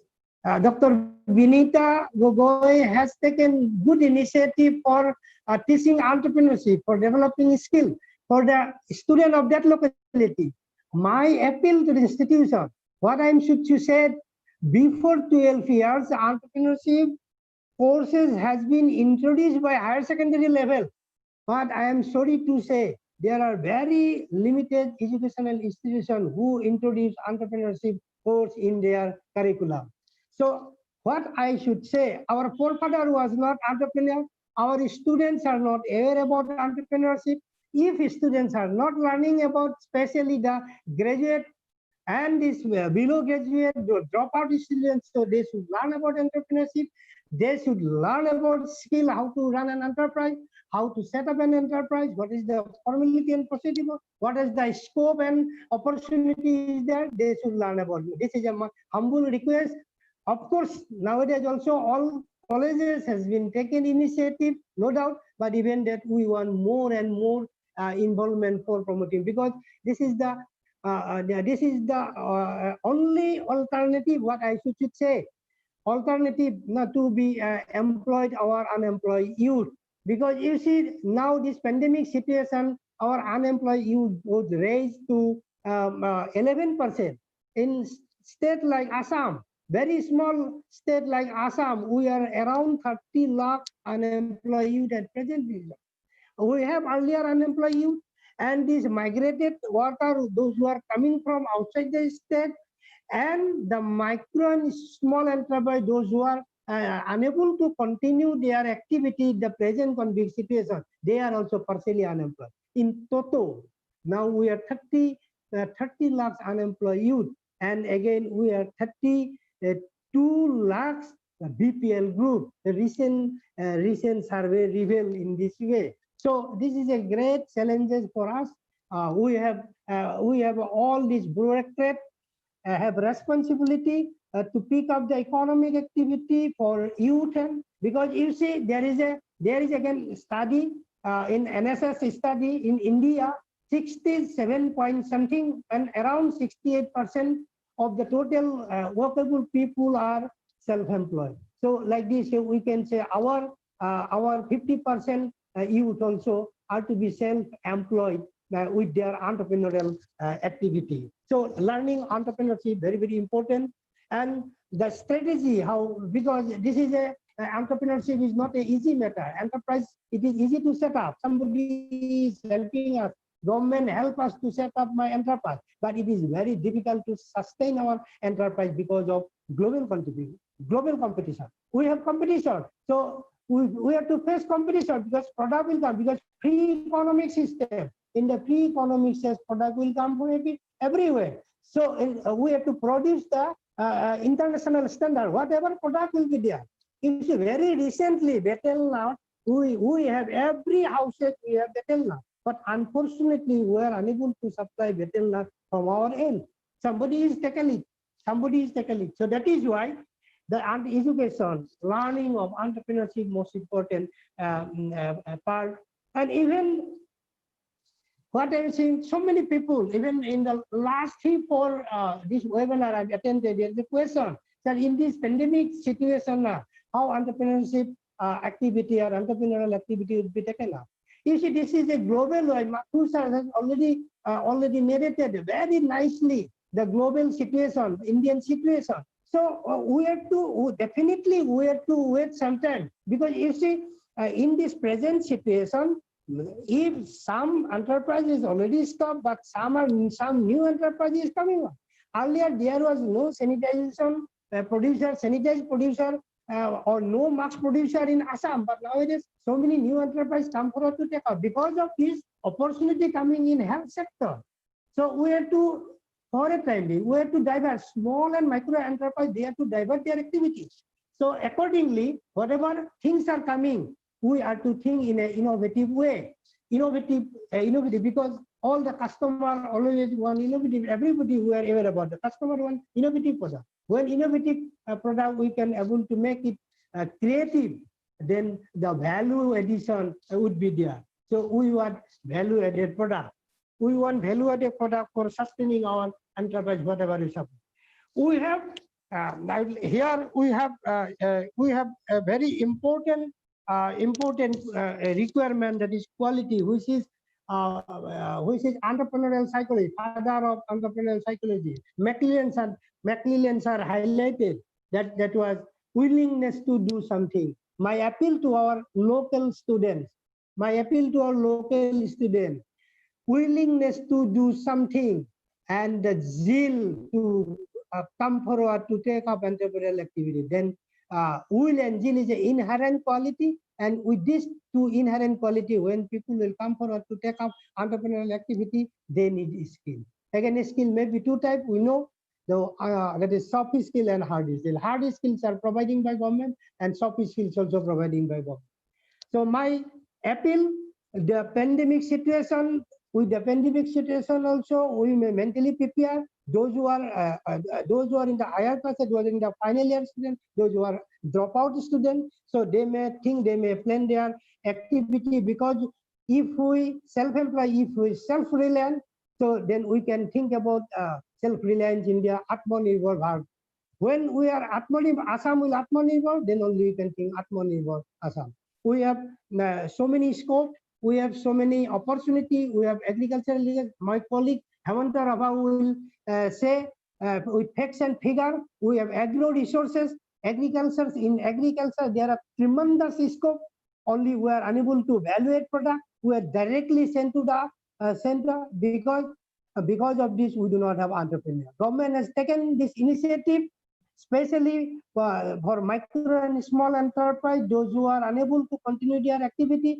Government open up a soft loan scheme through banks and financial organization, and like this way, that other venture or informal venture, street vendor, informal sector, street vendor, and these roadside shops and establishment and bazaar hat, for them also government announces this scheme. I believe our small and micro entrepreneur, they also can be taken up their economic activity for self-reliance. With this, time is very constant. I believe is already we have crossed 1.5 hour time. So with this few words, I supposed to conclude my speech. If there is a question, I'm ready. Only my request to technocrat, because in skill in the stand-up startup India, technocrat can take up. We have agricultural resource. We have, because you see the Makoi where highest position, nobody knows. Local entrepreneur also not aware about this. So there is a necessary for study, not only study. If we can develop some app, also app for agro resource in northeast, in the part of the country, forest resource part of the country. So entrepreneur that will also come forward. And what Masood sir is talking about, this our traditional health sector, this Ayurveda, herbs, medicinal parts, tremendous scope in this part of the country. We can imagine there are herbs and medicinal plant in the every jungle and every household. All these resources are. We can go for this Ayurveda and other manufacturing activity. So with this words, I would like to conclude my speech. If there is a question, I am ready to speak. And once again, I thanks to organizer for inviting more, for giving me opportunity to say my experience in the last 32 years. Thank you very much. Thank you.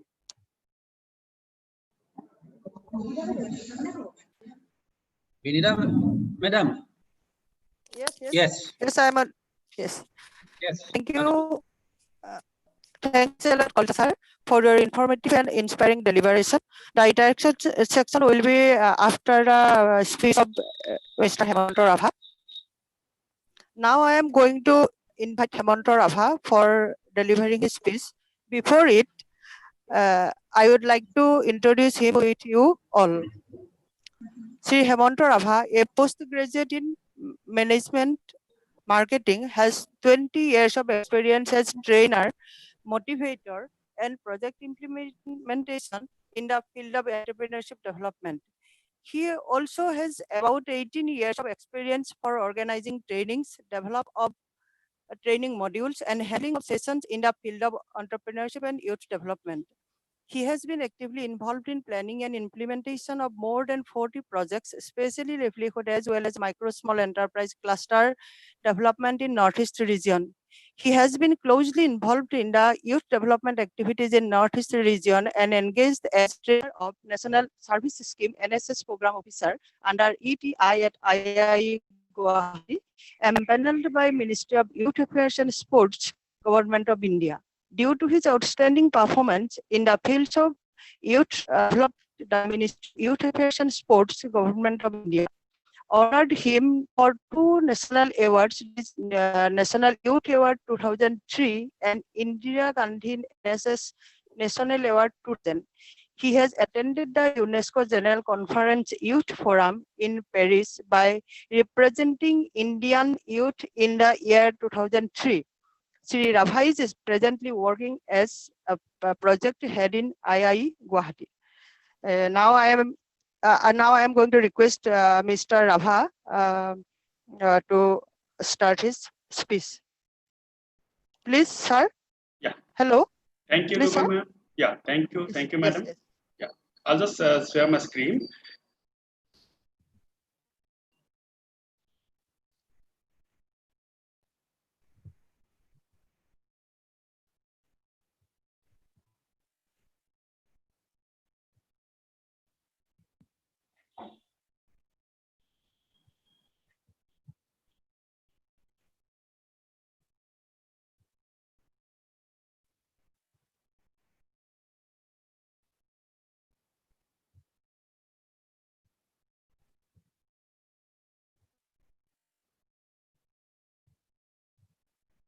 Okay, is it visible?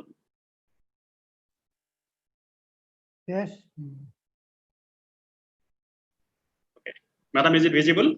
Yes, yes, sir. Okay, fine, thank you. It's actually this webinar time. It was up to 1:30. At what time will be allotted to me, ma'am?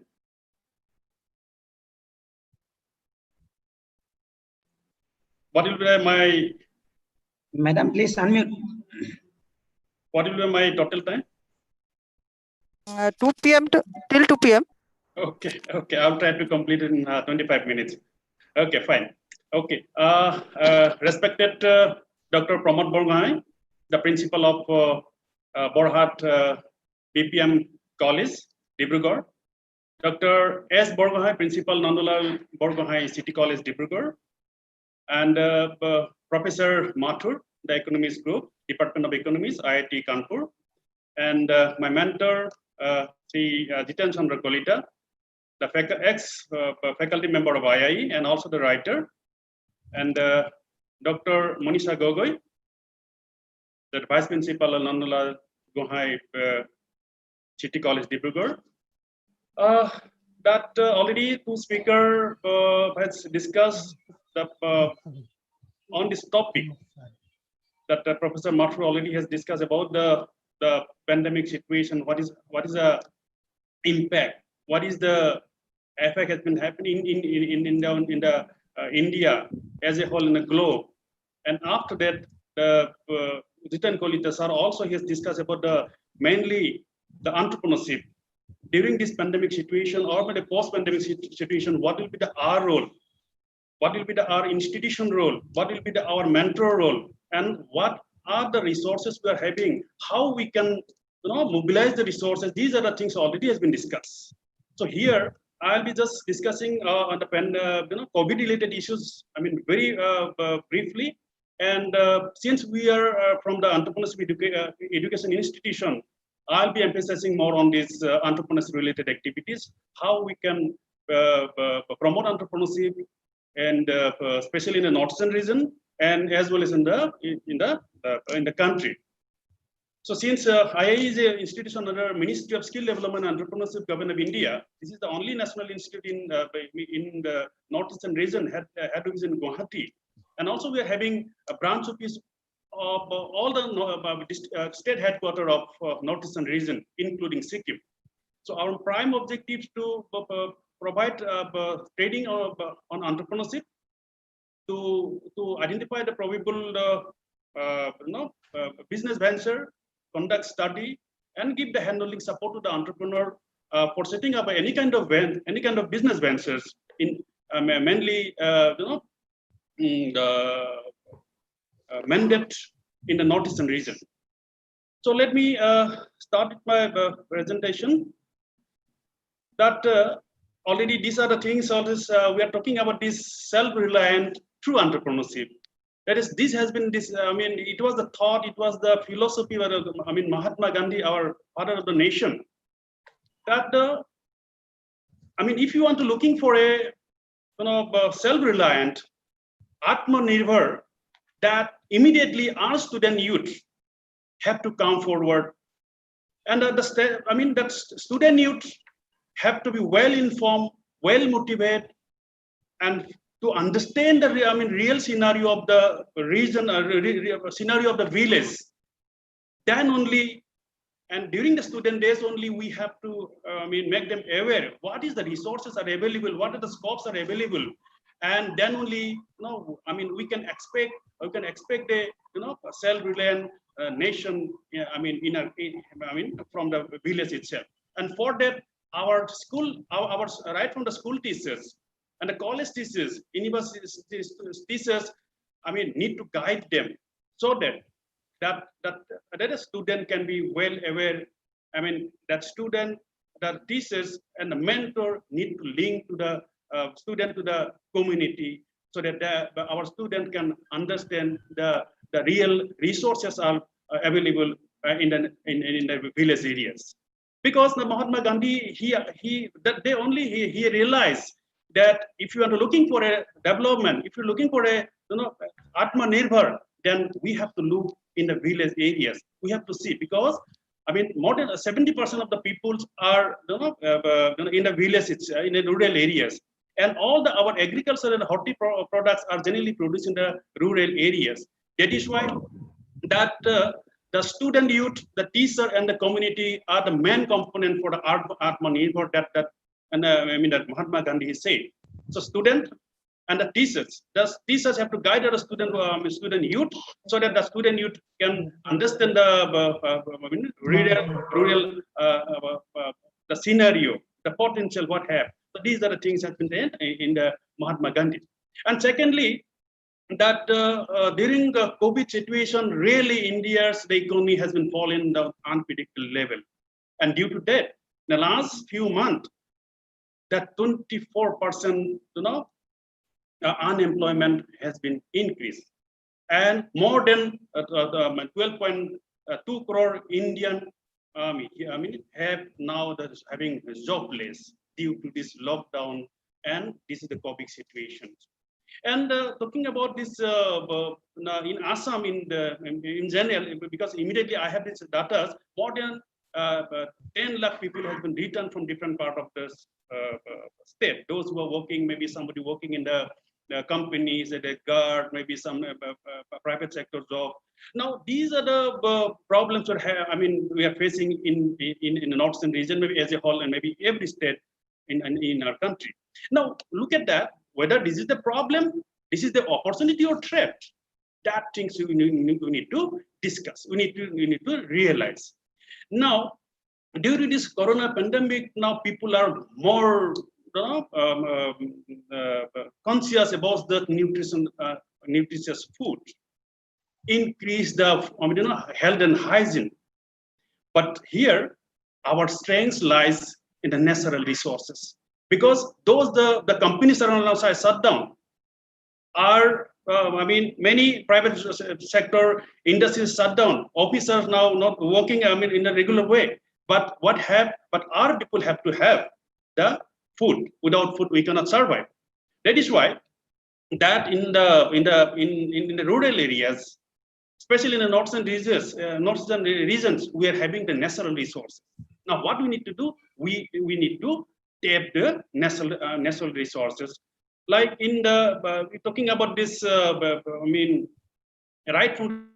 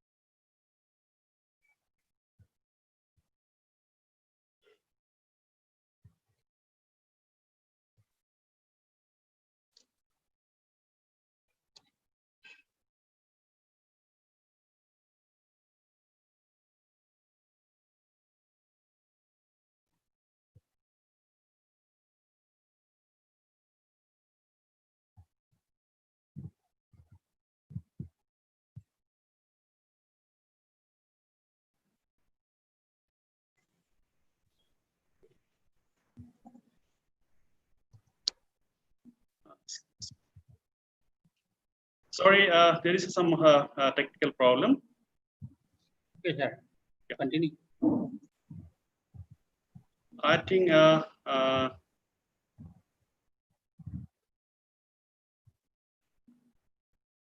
PPT sir is visible. PPT? No, sir. No, sir. No, no. Okay. Let me check. Let me check.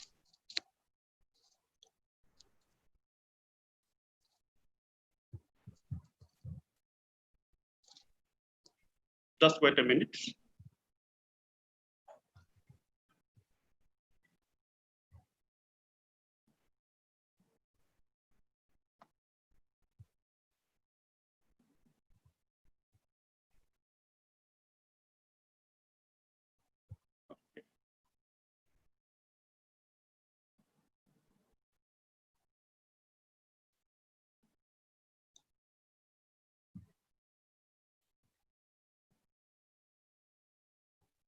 I think that host have to permit me for sharing the PPT. Yes, sir. Permit only. Only permit, no? Okay. Okay. Fine. Yes, Dhani.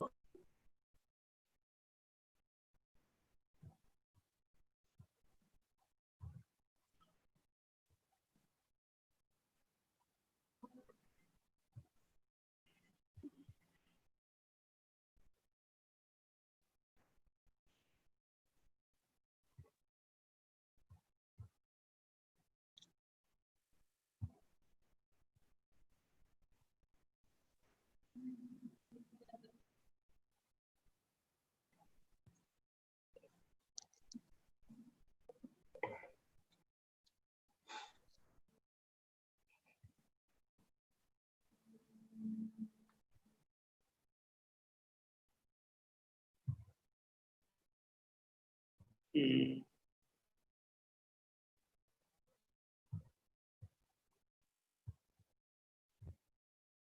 Is visible? No, sir. Oh, It's still not visible. okay. I think again have to give permit. Please give a permission.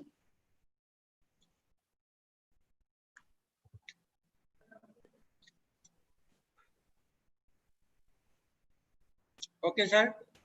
Okay, let's check.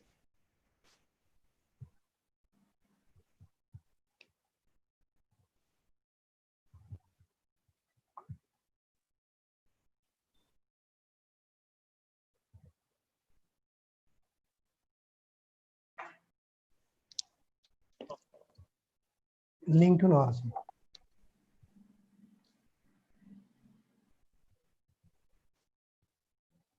Let me. Okay, just it's this.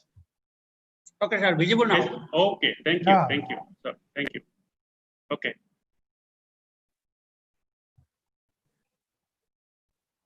Okay, we are talking about this resources that we need to have this nutritional food. That is why I mean this is only our in hand that that resources we need to mobilize. Secondly, like in northeastern region, people generally wish to have the rice. That is our strength. But what happened? That we know in the northern region, this is instant rice we have. When we'll put the water in the rice, but the water we'll put in the rice, that within maybe 5 minutes we can have it. This can be used in the armed force. Those armies are staying in the border areas, where in the ice is there. So these are the things I mean, we can promote it, but lack of our entrepreneurial initiative, it is still lagging behind. And on the other hand, already that Kolita sir has informed that black rice. This is also has a huge demand in international market. In the Manipur and Meghalaya, Assam, we are producing the black rice, but it's not marketing properly where we can sell in the international market. The chicken, boiler chickens, now everybody used to have, but we know that there are still have a demand of this local wild chicken, wild duck, but we are not doing these things. Okay. So after that, what is that? That it is very tragic that we used to have the rice. This is the main things. That pork thing also. I mean, northern people, cities and northern people, then most of the tribal peoples are there. and non-tribal people also used to have the pork. But it is very tragic that more than 50% of the pork meat is coming from the outside. But what we need to do? But it means we need to increase our production. For that, what need to do? We have to adapt our manpower. Those will produce these are the products. Like fish also same thing. The fish also we need to increase our production because we are depending all the fish from the outside. Now, in the northern region already we are well aware that we are having natural resources. This is natural gift. It is God gift. But what happened? That natural resources, what we need to do, we need to extract it. After extract, we need to modify it. Maybe we need to evaluate it. And for doing all these things, for extracting, modifying, value-added, branding, marketing, because without value addition, we cannot sell it. Without branding, we cannot sell it. And we have to market it properly. And for doing all these things, that also we are having the human resources. Because already we have, we all are aware that people are returning from different states due to this COVID situation. Now, this human resource, now we need to tap properly. We need to set properly so that human resource can be placed in the right direction. So this is why that there are, that concerned department, industrial department, maybe the institution like IIE and maybe the concerned management department, those are the things we have to generate awareness for doing these other things, because resources are there. Only what we need to do, we need to tap it, we need to save it, and we need to put the right direction. Maybe if the human resource, we need to put the right direction. If the resources are there, we need to mobilize the resources in the proper way. Now, so these are resources are agriculture sector. Already you have discussed that in the northern region we are having a huge demand of the amount of the rice production is there. Maize is Assam is producing the huge quantity of the maize, but what is happening? But we are getting still. It's very tragic that in the last, a few months back, I have visited the Dirang area or Arunachal Pradesh. The people are selling maize per rupees only 10 rupees. Why that our farmers will do these other activities if you are not getting the right market, right price? Pulse, tea, and mustard seed, mustard well. So apart from that, the horticultural sector also we are very rich in the northern region. Fruits like strawberry, the cashew nut, kiwi from Arunachal Pradesh, cashew from Assam and the Meghalaya, Garo Hills area, jackfruit. It's now to jackfruit is now it's very famous and very popular due to the pandemic situation. The mango, banana, pineapple, what not we have? Everything we have, and the mushroom, the beekeeping activities and exotic foods also available. But we are not aware that these are like plum. We are having local berries. There is jamun, pineapple. This bhimkol, banana. Elephant apple. So these are the local fruits we are having, but our local people are there not aware what is the food value are there in these things. So these are the things. Maybe those who are coming from the outside, they can tap it, they can be well trained, and they can start processing all these things. Maybe after doing packaging and all, that this can be a livelihood for them. Apart from that. That is the sericulture sector that already colleagues are informed that ARI generally used to get in the northern region, including West Bengal. But that is also this is not properly marketed. The muga silk, this is golden silk.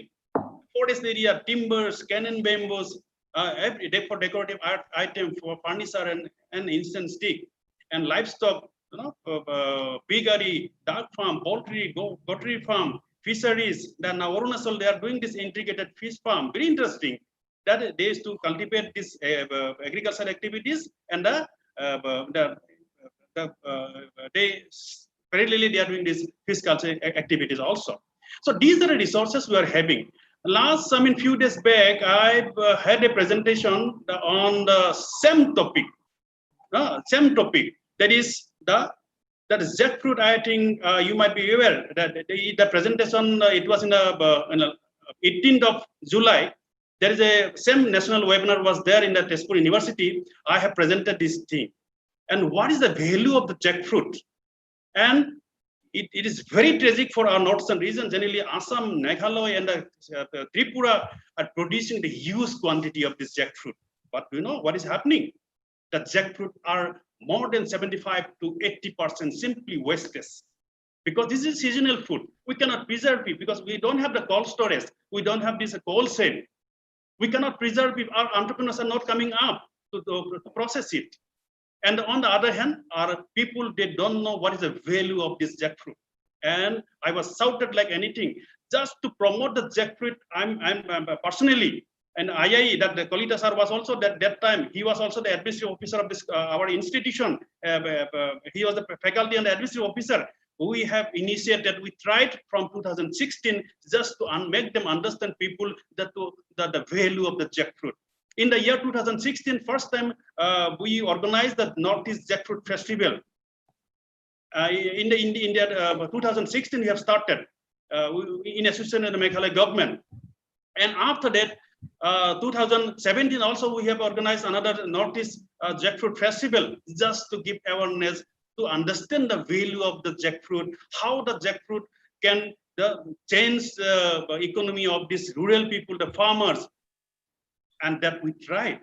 And also people should, supposed to know the value of this jackfruit. Now I'm very happy that after this, 18th of July, this national webinar in the Itaspur University, followed by that Murigao, this is not the Murigao college, that is my own college. My college, they've organized this when I, presented this about the jackfruit, about the kothal, what is the value. Let me again discuss about this, what is jackfruit, what are the food values are there, how the entrepreneur can start this initiative by doing the value addition and marketing, and they can earn lots of money. And at the same time, our villagers also can get, right price. Let me check. It is how the jackfruit can be processed. Simply, and we can process the jackfruit, and we can do the dehydration, and we can pack it. Maybe after doing this dehydration and things, we can preserve it up to 6 months. Maybe what happened around the year we can have this jackfruit, because jackfruit having the very good food value. The jackfruit seed now too is, you can see the newspaper, you can see the media that they say that very 18th July, that seminar I said that I have shared an experience of one lady from the Kerala. She has 14 jackfruit tree. Out of 16 jackfruit, she sees to earn 1.5 lakhs every year. Every year, how she's earning every year. That I have shared in my experience. She was there. She has visited our institute. She has given a presentation. So what she's exporting the jackfruit seed to other countries, different countries, Western countries, and five jackfruit she was selling. In the Indian value was 20 rupees. 5 jackfruit, one packet after dehydration, after process, and jackfruit powder she is selling, and that things I've shared in my last webinar. So these are the nutritional values are there. The jackfruit seed is having that we can fight the cancer. It is have a cholesterol. It is a saturated food, cholesterol free, and also antioxidant, and having fiber, and maintain the blood sugar, blood pressure. So these are the things. A vitamin is also there, and let me discuss. That is, this is. I'm not saying all this thing. This is the research. The scientists have said this is the energy booster. These are the food values are there in jackfruit. So now the corona during the corona, All Health Organization also they said we need to have this energy. We need to use the energy booster food. So jackfruit is available. More than 75 to 80% jackfruit are simply wasted. Why not process it? Why not preserve it? Why not start a venture in this jackfruit sectors, right? And after that, this is the thyroid-friendly fruits. That those who are having the thyroid problem, they can have it. Asthma control. This is also another areas. Now, it's good for eye skin protection.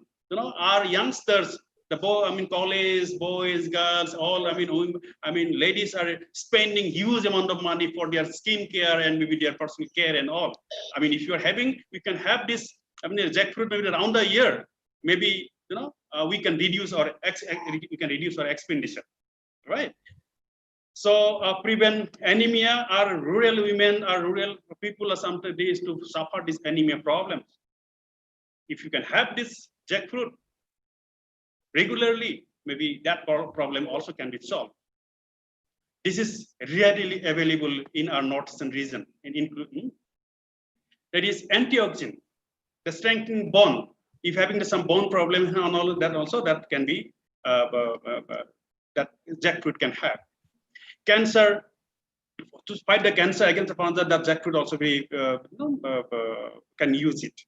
Immunity booster, the immune system, that boost the immune system. So these are the things are there. So now, huge production of jackfruits are there in northern region. But what happened? We are producing that million of the jackfruit, but 75 to 80% is simply wasted. It's very tragic for for us that we are not able to preserve it properly.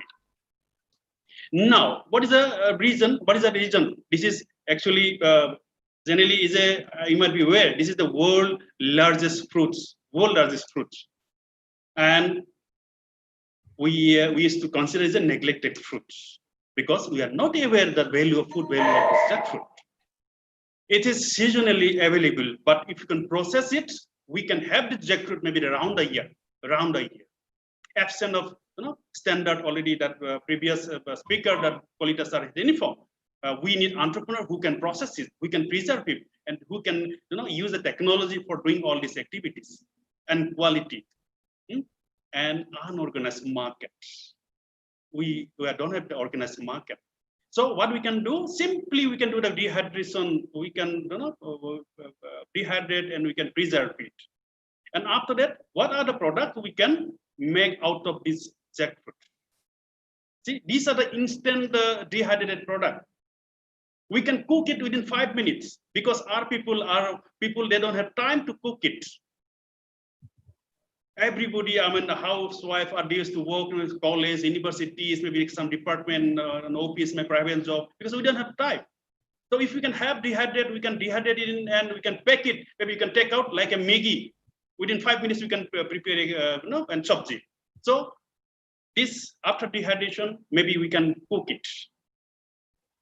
And after that, this is also another instant primary product of jackfruit.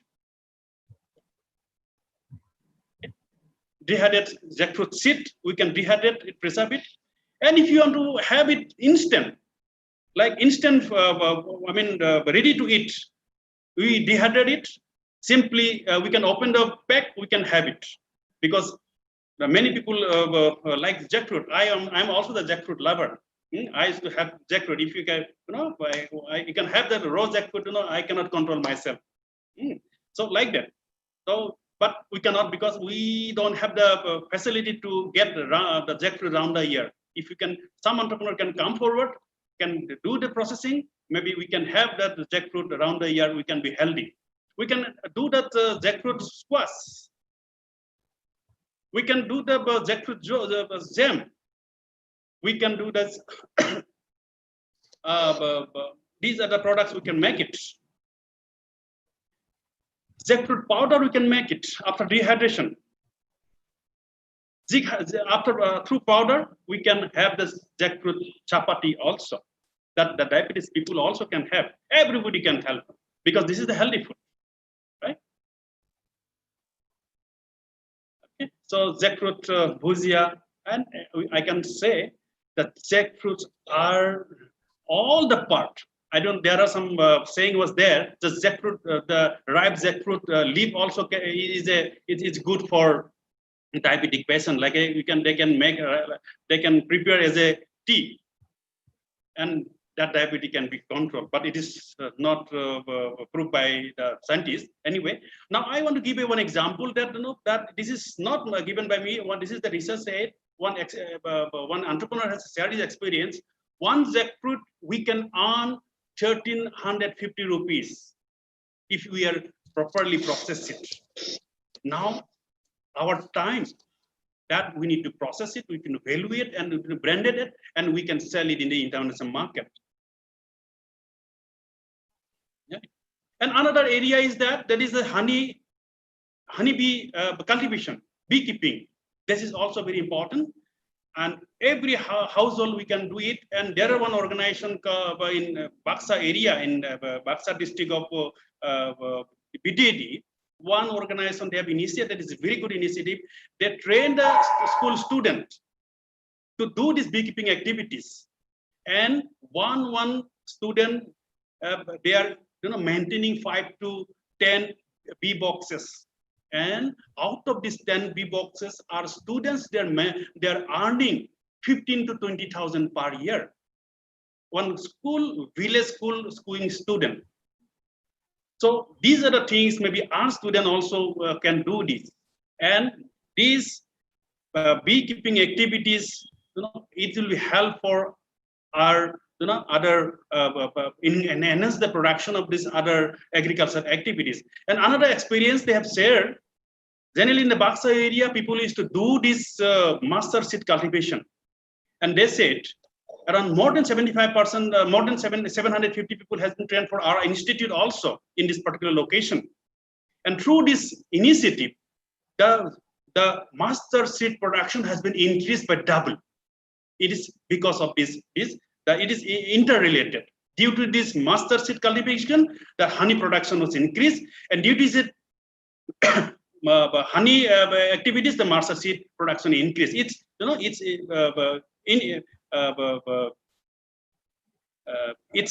interrelated. And after that, what happened during the pandemic situation, IIE we have started initiative that those 750 people who we have trained, and during the pandemic situation, we have collected 1.9 metric ton from this locality, and we process it and brand it. And in the month of July 16, we have launched this honey brand called Trisam, because this Baksa area people generally the tribal areas. This is the tribal people, right? So like that, the black rice already have been discussed. This is also a resources are available in the northern region that can be our entrepreneur can start this initiative, and the black rice food value also very rich food values are there. That the Bhujulika King Sili also you can do it. And another thing is that all discussion about the livestock, that the pig that pork is now to every people used to have. Is there huge demand. 50% of the pork meat coming from the outside. Why not our rural youth? Our unemployed youth can start this business. I think you may be aware. One of my friend, he, Mr. Manoj Kumar Bosumutari, he was the chief manager of State Bank of India. He resigned his job. Now he has started this initiative, and now he's doing a good job just to give the awareness to the rural youth to start this, piggery farm. So like that, we can start those, maybe those who are coming from outside due to the pandemic situation, maybe we can ask, we can motivate the people to start this kind of initiative. Another initiative is that is advanced tourism sector having a very, now to presently, maybe, immediately not feasible, but how long? We have to live with the corona. That is also in the northern region, we are having the huge demand. This is the one entrepreneur, he's Mr. Indrajit, he has been trained by our institute. Now he has started one this center, advanced tourism center in Bhalukpong. Many tourists used to visit there for rafting and just for fun. And international tourists also visited. This is another Indo-Bhutan border. This is Bogamati area. This is the Baksa district. This is also very recently started, because our people used to go for advanced activities for outside our northern region, but everything we are having in the northern region itself. Another area is this ecotourism. Like Dal Lake having this boat house here too. In our Brahmaputra rivers are there, that we are many water points are there. We can promote this, the floating restaurant, floating hotel, floating resort. But for that, our entrepreneur need to come forward.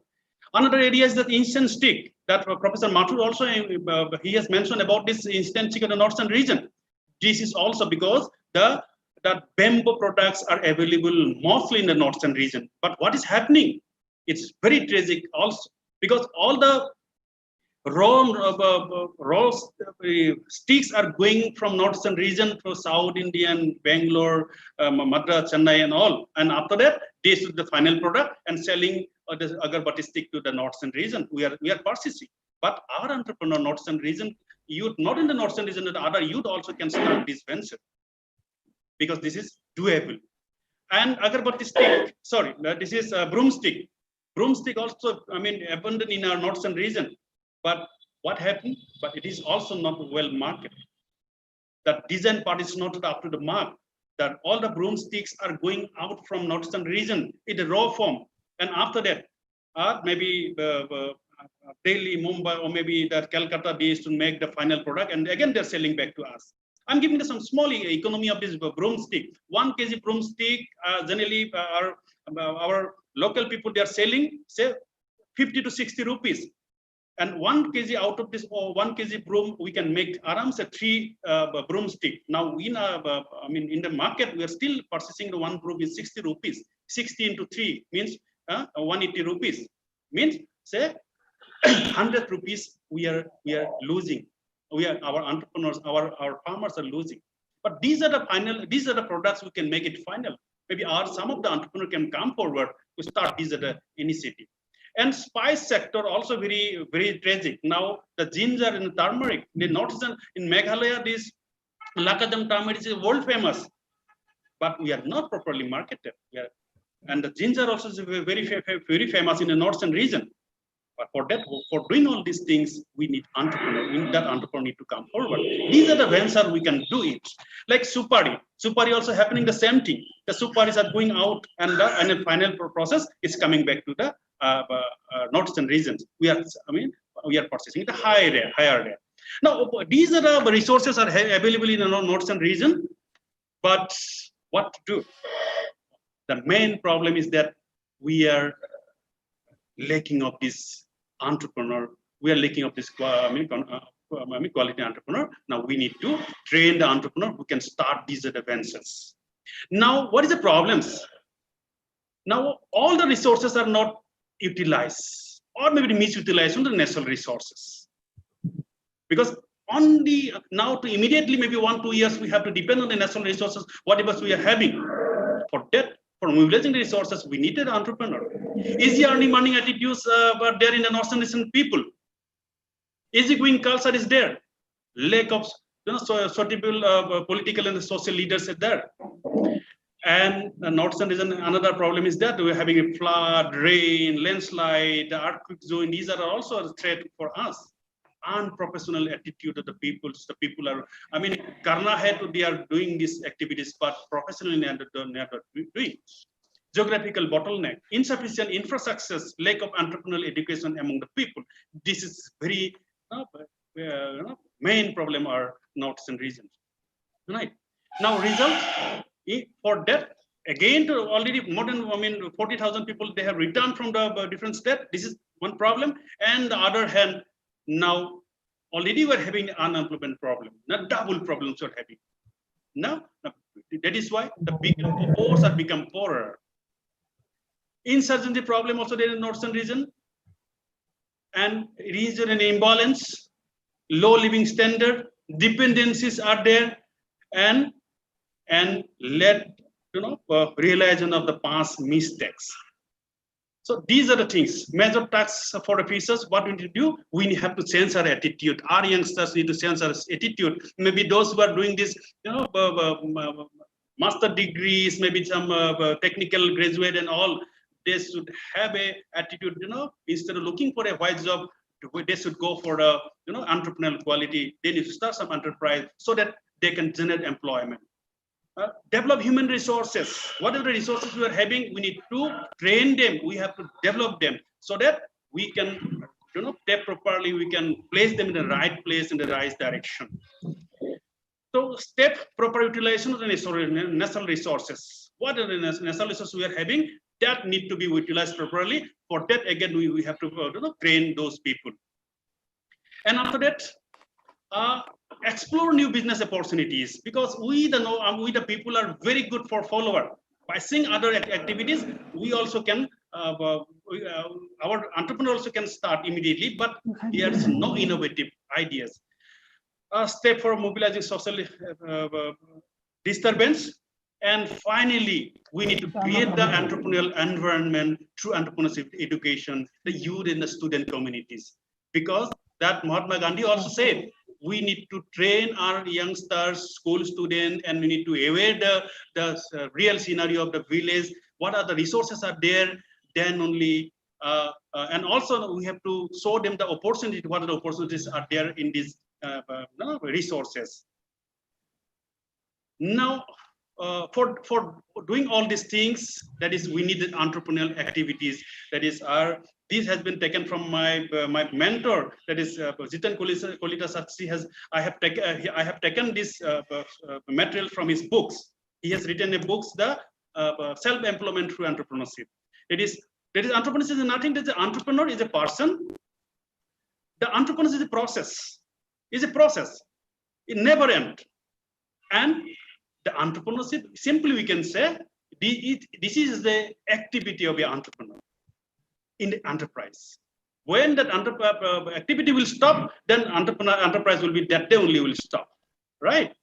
So entrepreneur, what we can, that doctor also can be entrepreneur, artist also we can call them entrepreneur, but how we can call a doctor as an entrepreneur? But if the doctor is working in the hospital, is a government department, we cannot call him an entrepreneur. But no, it's the same doctor, maybe he left his job and he started one nursing home and his general employment and managing all these activities in this enterprise, maybe same person we can call him as an entrepreneur. Social worker, now that Professor Mathur also has explained, now our activity should be a entrepreneurial activities, that is social entrepreneurship. He's talking about the social entrepreneurship. Now in this situation, our social entrepreneur come forward to take up this, to handle this situation. That is why this is very important, right? Now, this is one of the areas already discussed, and for that, colleagues are also informed that entrepreneur, they have to take risks. In the 18th century also, that it has been discussed that the entrepreneur should be a risk taker. He should be an organizer, he's the mobilizer, because that the resources whatever having in our northern region or maybe in our village, that resource need to be mobilized. But how they will mobilize? They have to be well equipped. They have to organize the resources. They have to organize the people. They have to organize the manpower, and they have to organize the market. Then only we can expect the enterprise. That can be, we can expect the this thing, entrepreneurial activities. That is another aspect that just in the 20th century, Joseph said that the entrepreneurs should be the innovative ideas, right? And after that, the entrepreneur word is already we aware that this word is derived from the French word entrepreneur. It means the undertaker.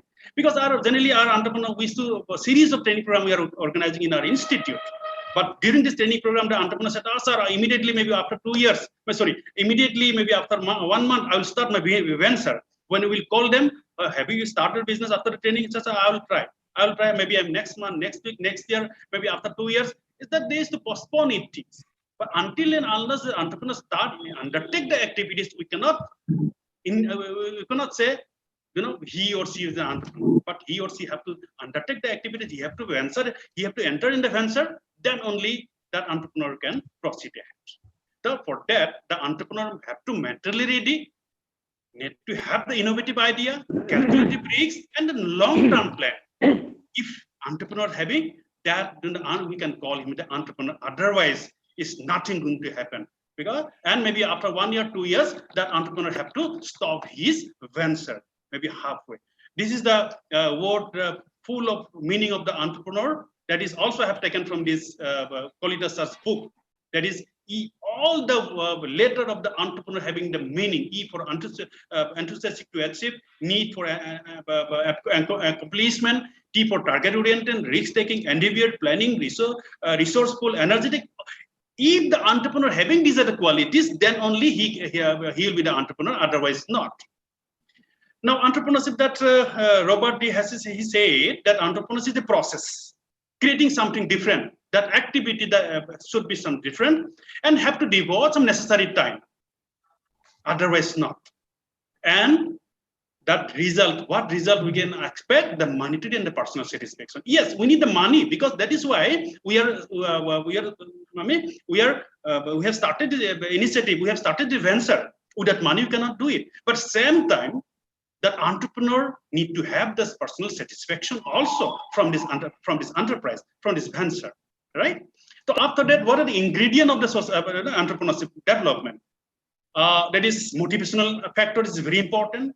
Risk and certainty bear, government policies and support system is very important, like financial support and technical support, infrastructure development, finance, manpower, material, technology, market. Without market, we cannot sell the product. Hand-holding support also very important, because the entrepreneur, he or she may start the business, but time to time he need hand-holding support, because any kind of business, if you start that business, similar kind of business, maybe you can continue, you can proceed maybe for 5 years. After that, the very entrepreneur have to divert his product, maybe divert his everything. So these are things we have to see. Information is really the idea generation, innovative, value addition. So these are the entrepreneurial ingredient is very important, right? Like, these are the things. Self-motivation is very important. Participant, learning, education, and entrepreneurship. Right? And after that step, if you want to, any entrepreneur want to start any kind of business, so these are the outline step. I want to share. I'll be having a few slides. First thing, identification and selection, the right project or the right product. What product I'm going to do? What is the demand? What is the market? What is the technology? What is the capacity? The mobilization of the resource. What resource will be required? Land, labor, capital, infrastructure, electricity. Third, observe the legal formalities. For setting up a business, we need some legal, we need some certificate. EM failing, the Udyoga registration, this time it is a mandate these days. Trade license, NOC from the local authorities. And after that, arrangements of fund, because we need a fund. Without fund, we cannot do it. From where we will get the fund? For that, we need a bankable project report.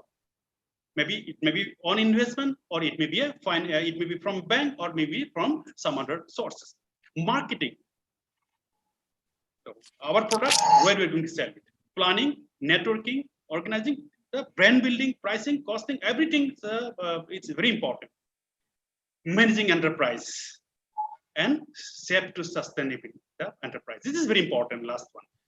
The enterprise we can start, but sustaining an enterprise is very difficult. That things we have to take care of it. So there are many approaches are there now to that. Minister of Tribal Affairs has initiated this new project, the Prime Minister Bandhan Yojana.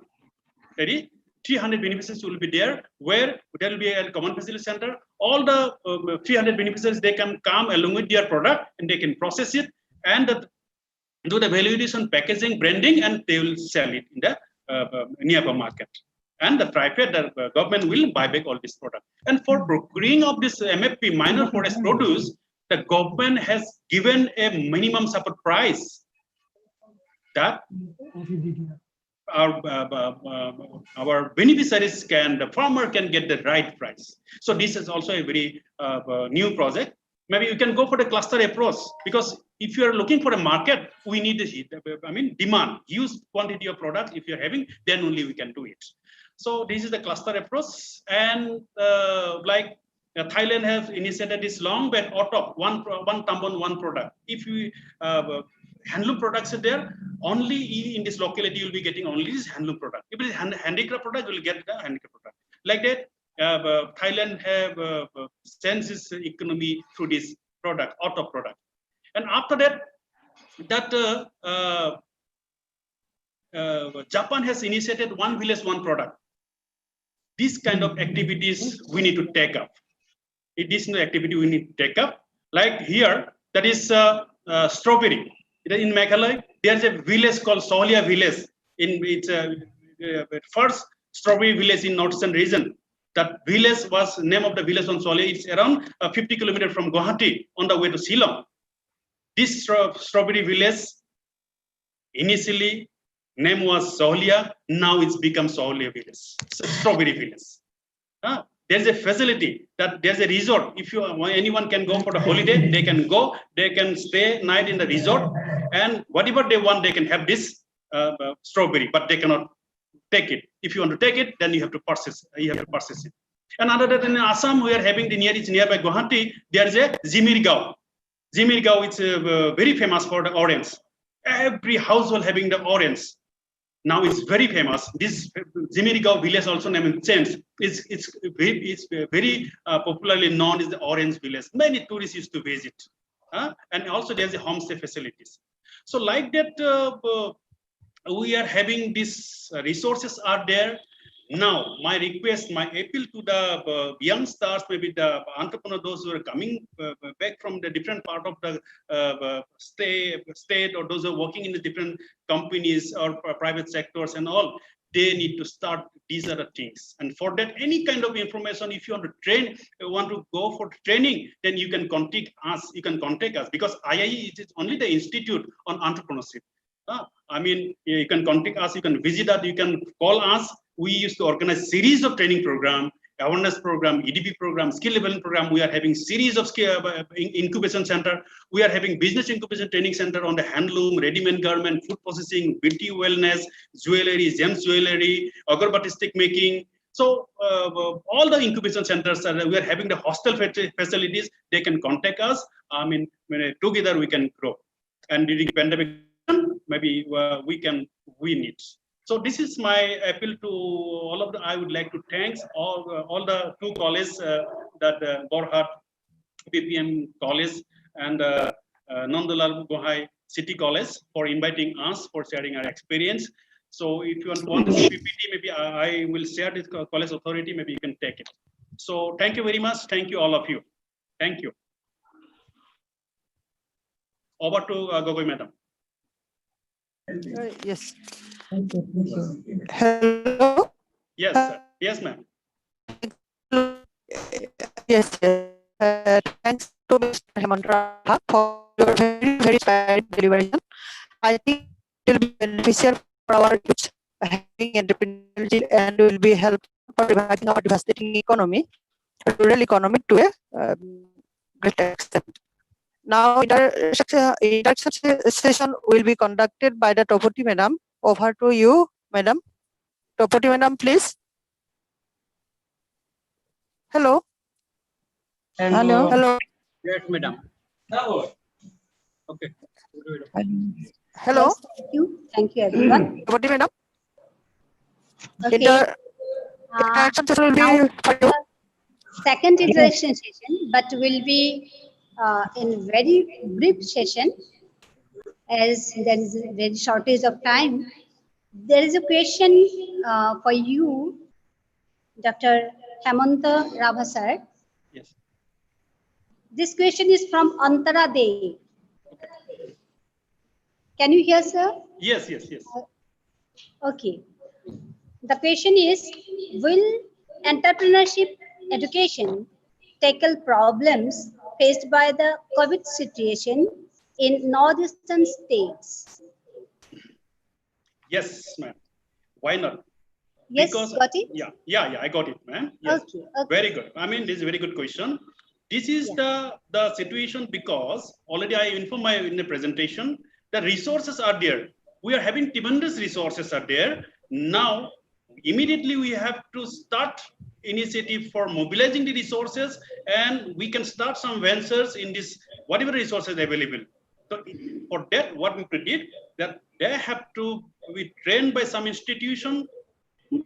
And there are these days, to all the state having the entrepreneurship institution, the state government have initiated. If in Meghalaya also have initiated, Assam also, we are having IIE there, we are having the branch office all the northern states, they can contact us. Definitely the entrepreneurship, the wave entrepreneurship initiative can help in the COVID situation. Right. Thank Yes, you, please. sir. We are very sorry that due to shortage of time, we have to conclude this session also, interaction session. Thank you, sir, for your informative lecture, for your kind cooperation. Thank you. Will you meet again? Stay safe. Thank you, everyone. Thank you, all the participants. I hope all the participants have been satisfied with the responses given by you. Thank you, sir. Thank you again. Thank you very much.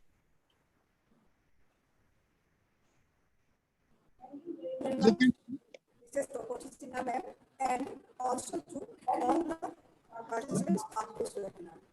Now, I request Mrs. Roshni Gogoi, Assistant Professor and Assistant Coordinator of Analysis College in Dibrugarh, vote of thanks to this program.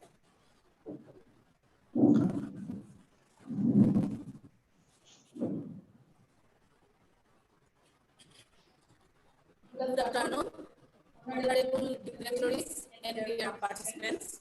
On behalf of the organizing committee, first I would like to convey our thanks and gratitude to Dr. Sanjivananda Borgohain, sir, Principal of Nandalal Borgohain City College, Dibrugarh, Assam, for his warm inaugural speech and for extending his cooperation and engagement organizing the webinar. Secondly, we would like to express our special thanks and gratitude to Dr. Borhat, sir, Principal of Borhat BPDM College, Charaideo, Assam, for his nice welcome address. Your presence and cooperation in organizing the webinar really encourage us a lot. We convey our deep sense of thanks and gratitude to Professor Sumesh Mathur, sir, Economics Group, Department of Economic Sciences, IIT Kanpur, Uttar Pradesh, keynote addresser of today's national webinar. Sir, you have really enlightened us on this relevant topic, and all the participants have been benefited a lot. Thank you, sir. We are grateful to you. We offer our special thanks and gratitude to Mr. Jiten Chandra Korita, sir, retired faculty IIT Guwahati, for his informative, researchful deliberation on today's topic. Thank you, sir, for your valuable speech and participation in our webinar. We offer our special thanks and gratitude to Mr. Hemanta Radha, sir, Program Officer IIT Guwahati, for his informative deliberation and for highlighting different issues, challenges, and opportunities on entrepreneurship in India. We convey our special thanks to all the participants for their encouraging participation in this national webinar. Your participation in the webinar has made it a successful one. We would like to offer our thanks to Dr. Manoshi Borgohain, Madam, Vice Principal and Coordinator of IQAC of Nandalal Borgohain City College, for her wholehearted support and cooperation in each and every step in organizing the webinar. We convey our special thanks to heads, Department of Economics, Mrs. Puino Gogoi, Madam, of Nandalal Borgohain City College, and Mr. Susan Sutia, sir, of Borhat College, Charaideo, Assam, for their active participation to make our webinar successful. We also convey our special thanks to both the coordinators of the webinar, Mrs. Zita Hazarika, Madam, Assistant Professor of Economics of Nandalal Borgohain City College, and Dr. Binita Gogoi, Madam, Vice Principal of Borhat College, Charaideo, Assam, for their wholehearted support and participation of organizing the webinar. At last, but not the least, our special thanks to Mr. Borgohain, Assistant Professor, Department of Education of Nandalal Borgohain City College, and all the members of organizing committee, both the colleges, for making a wonderful national webinar. Thank you. Thank you all. Thank you.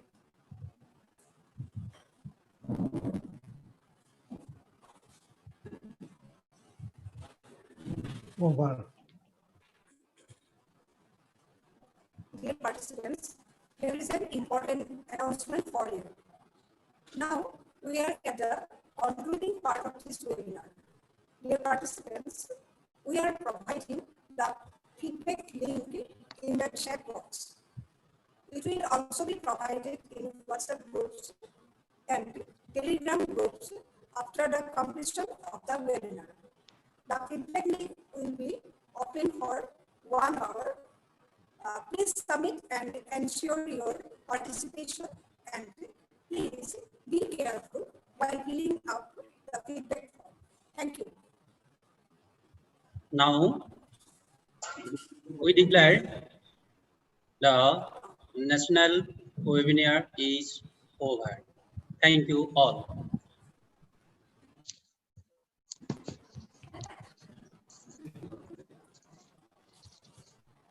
Thank you all. Thank you very much. Thank you.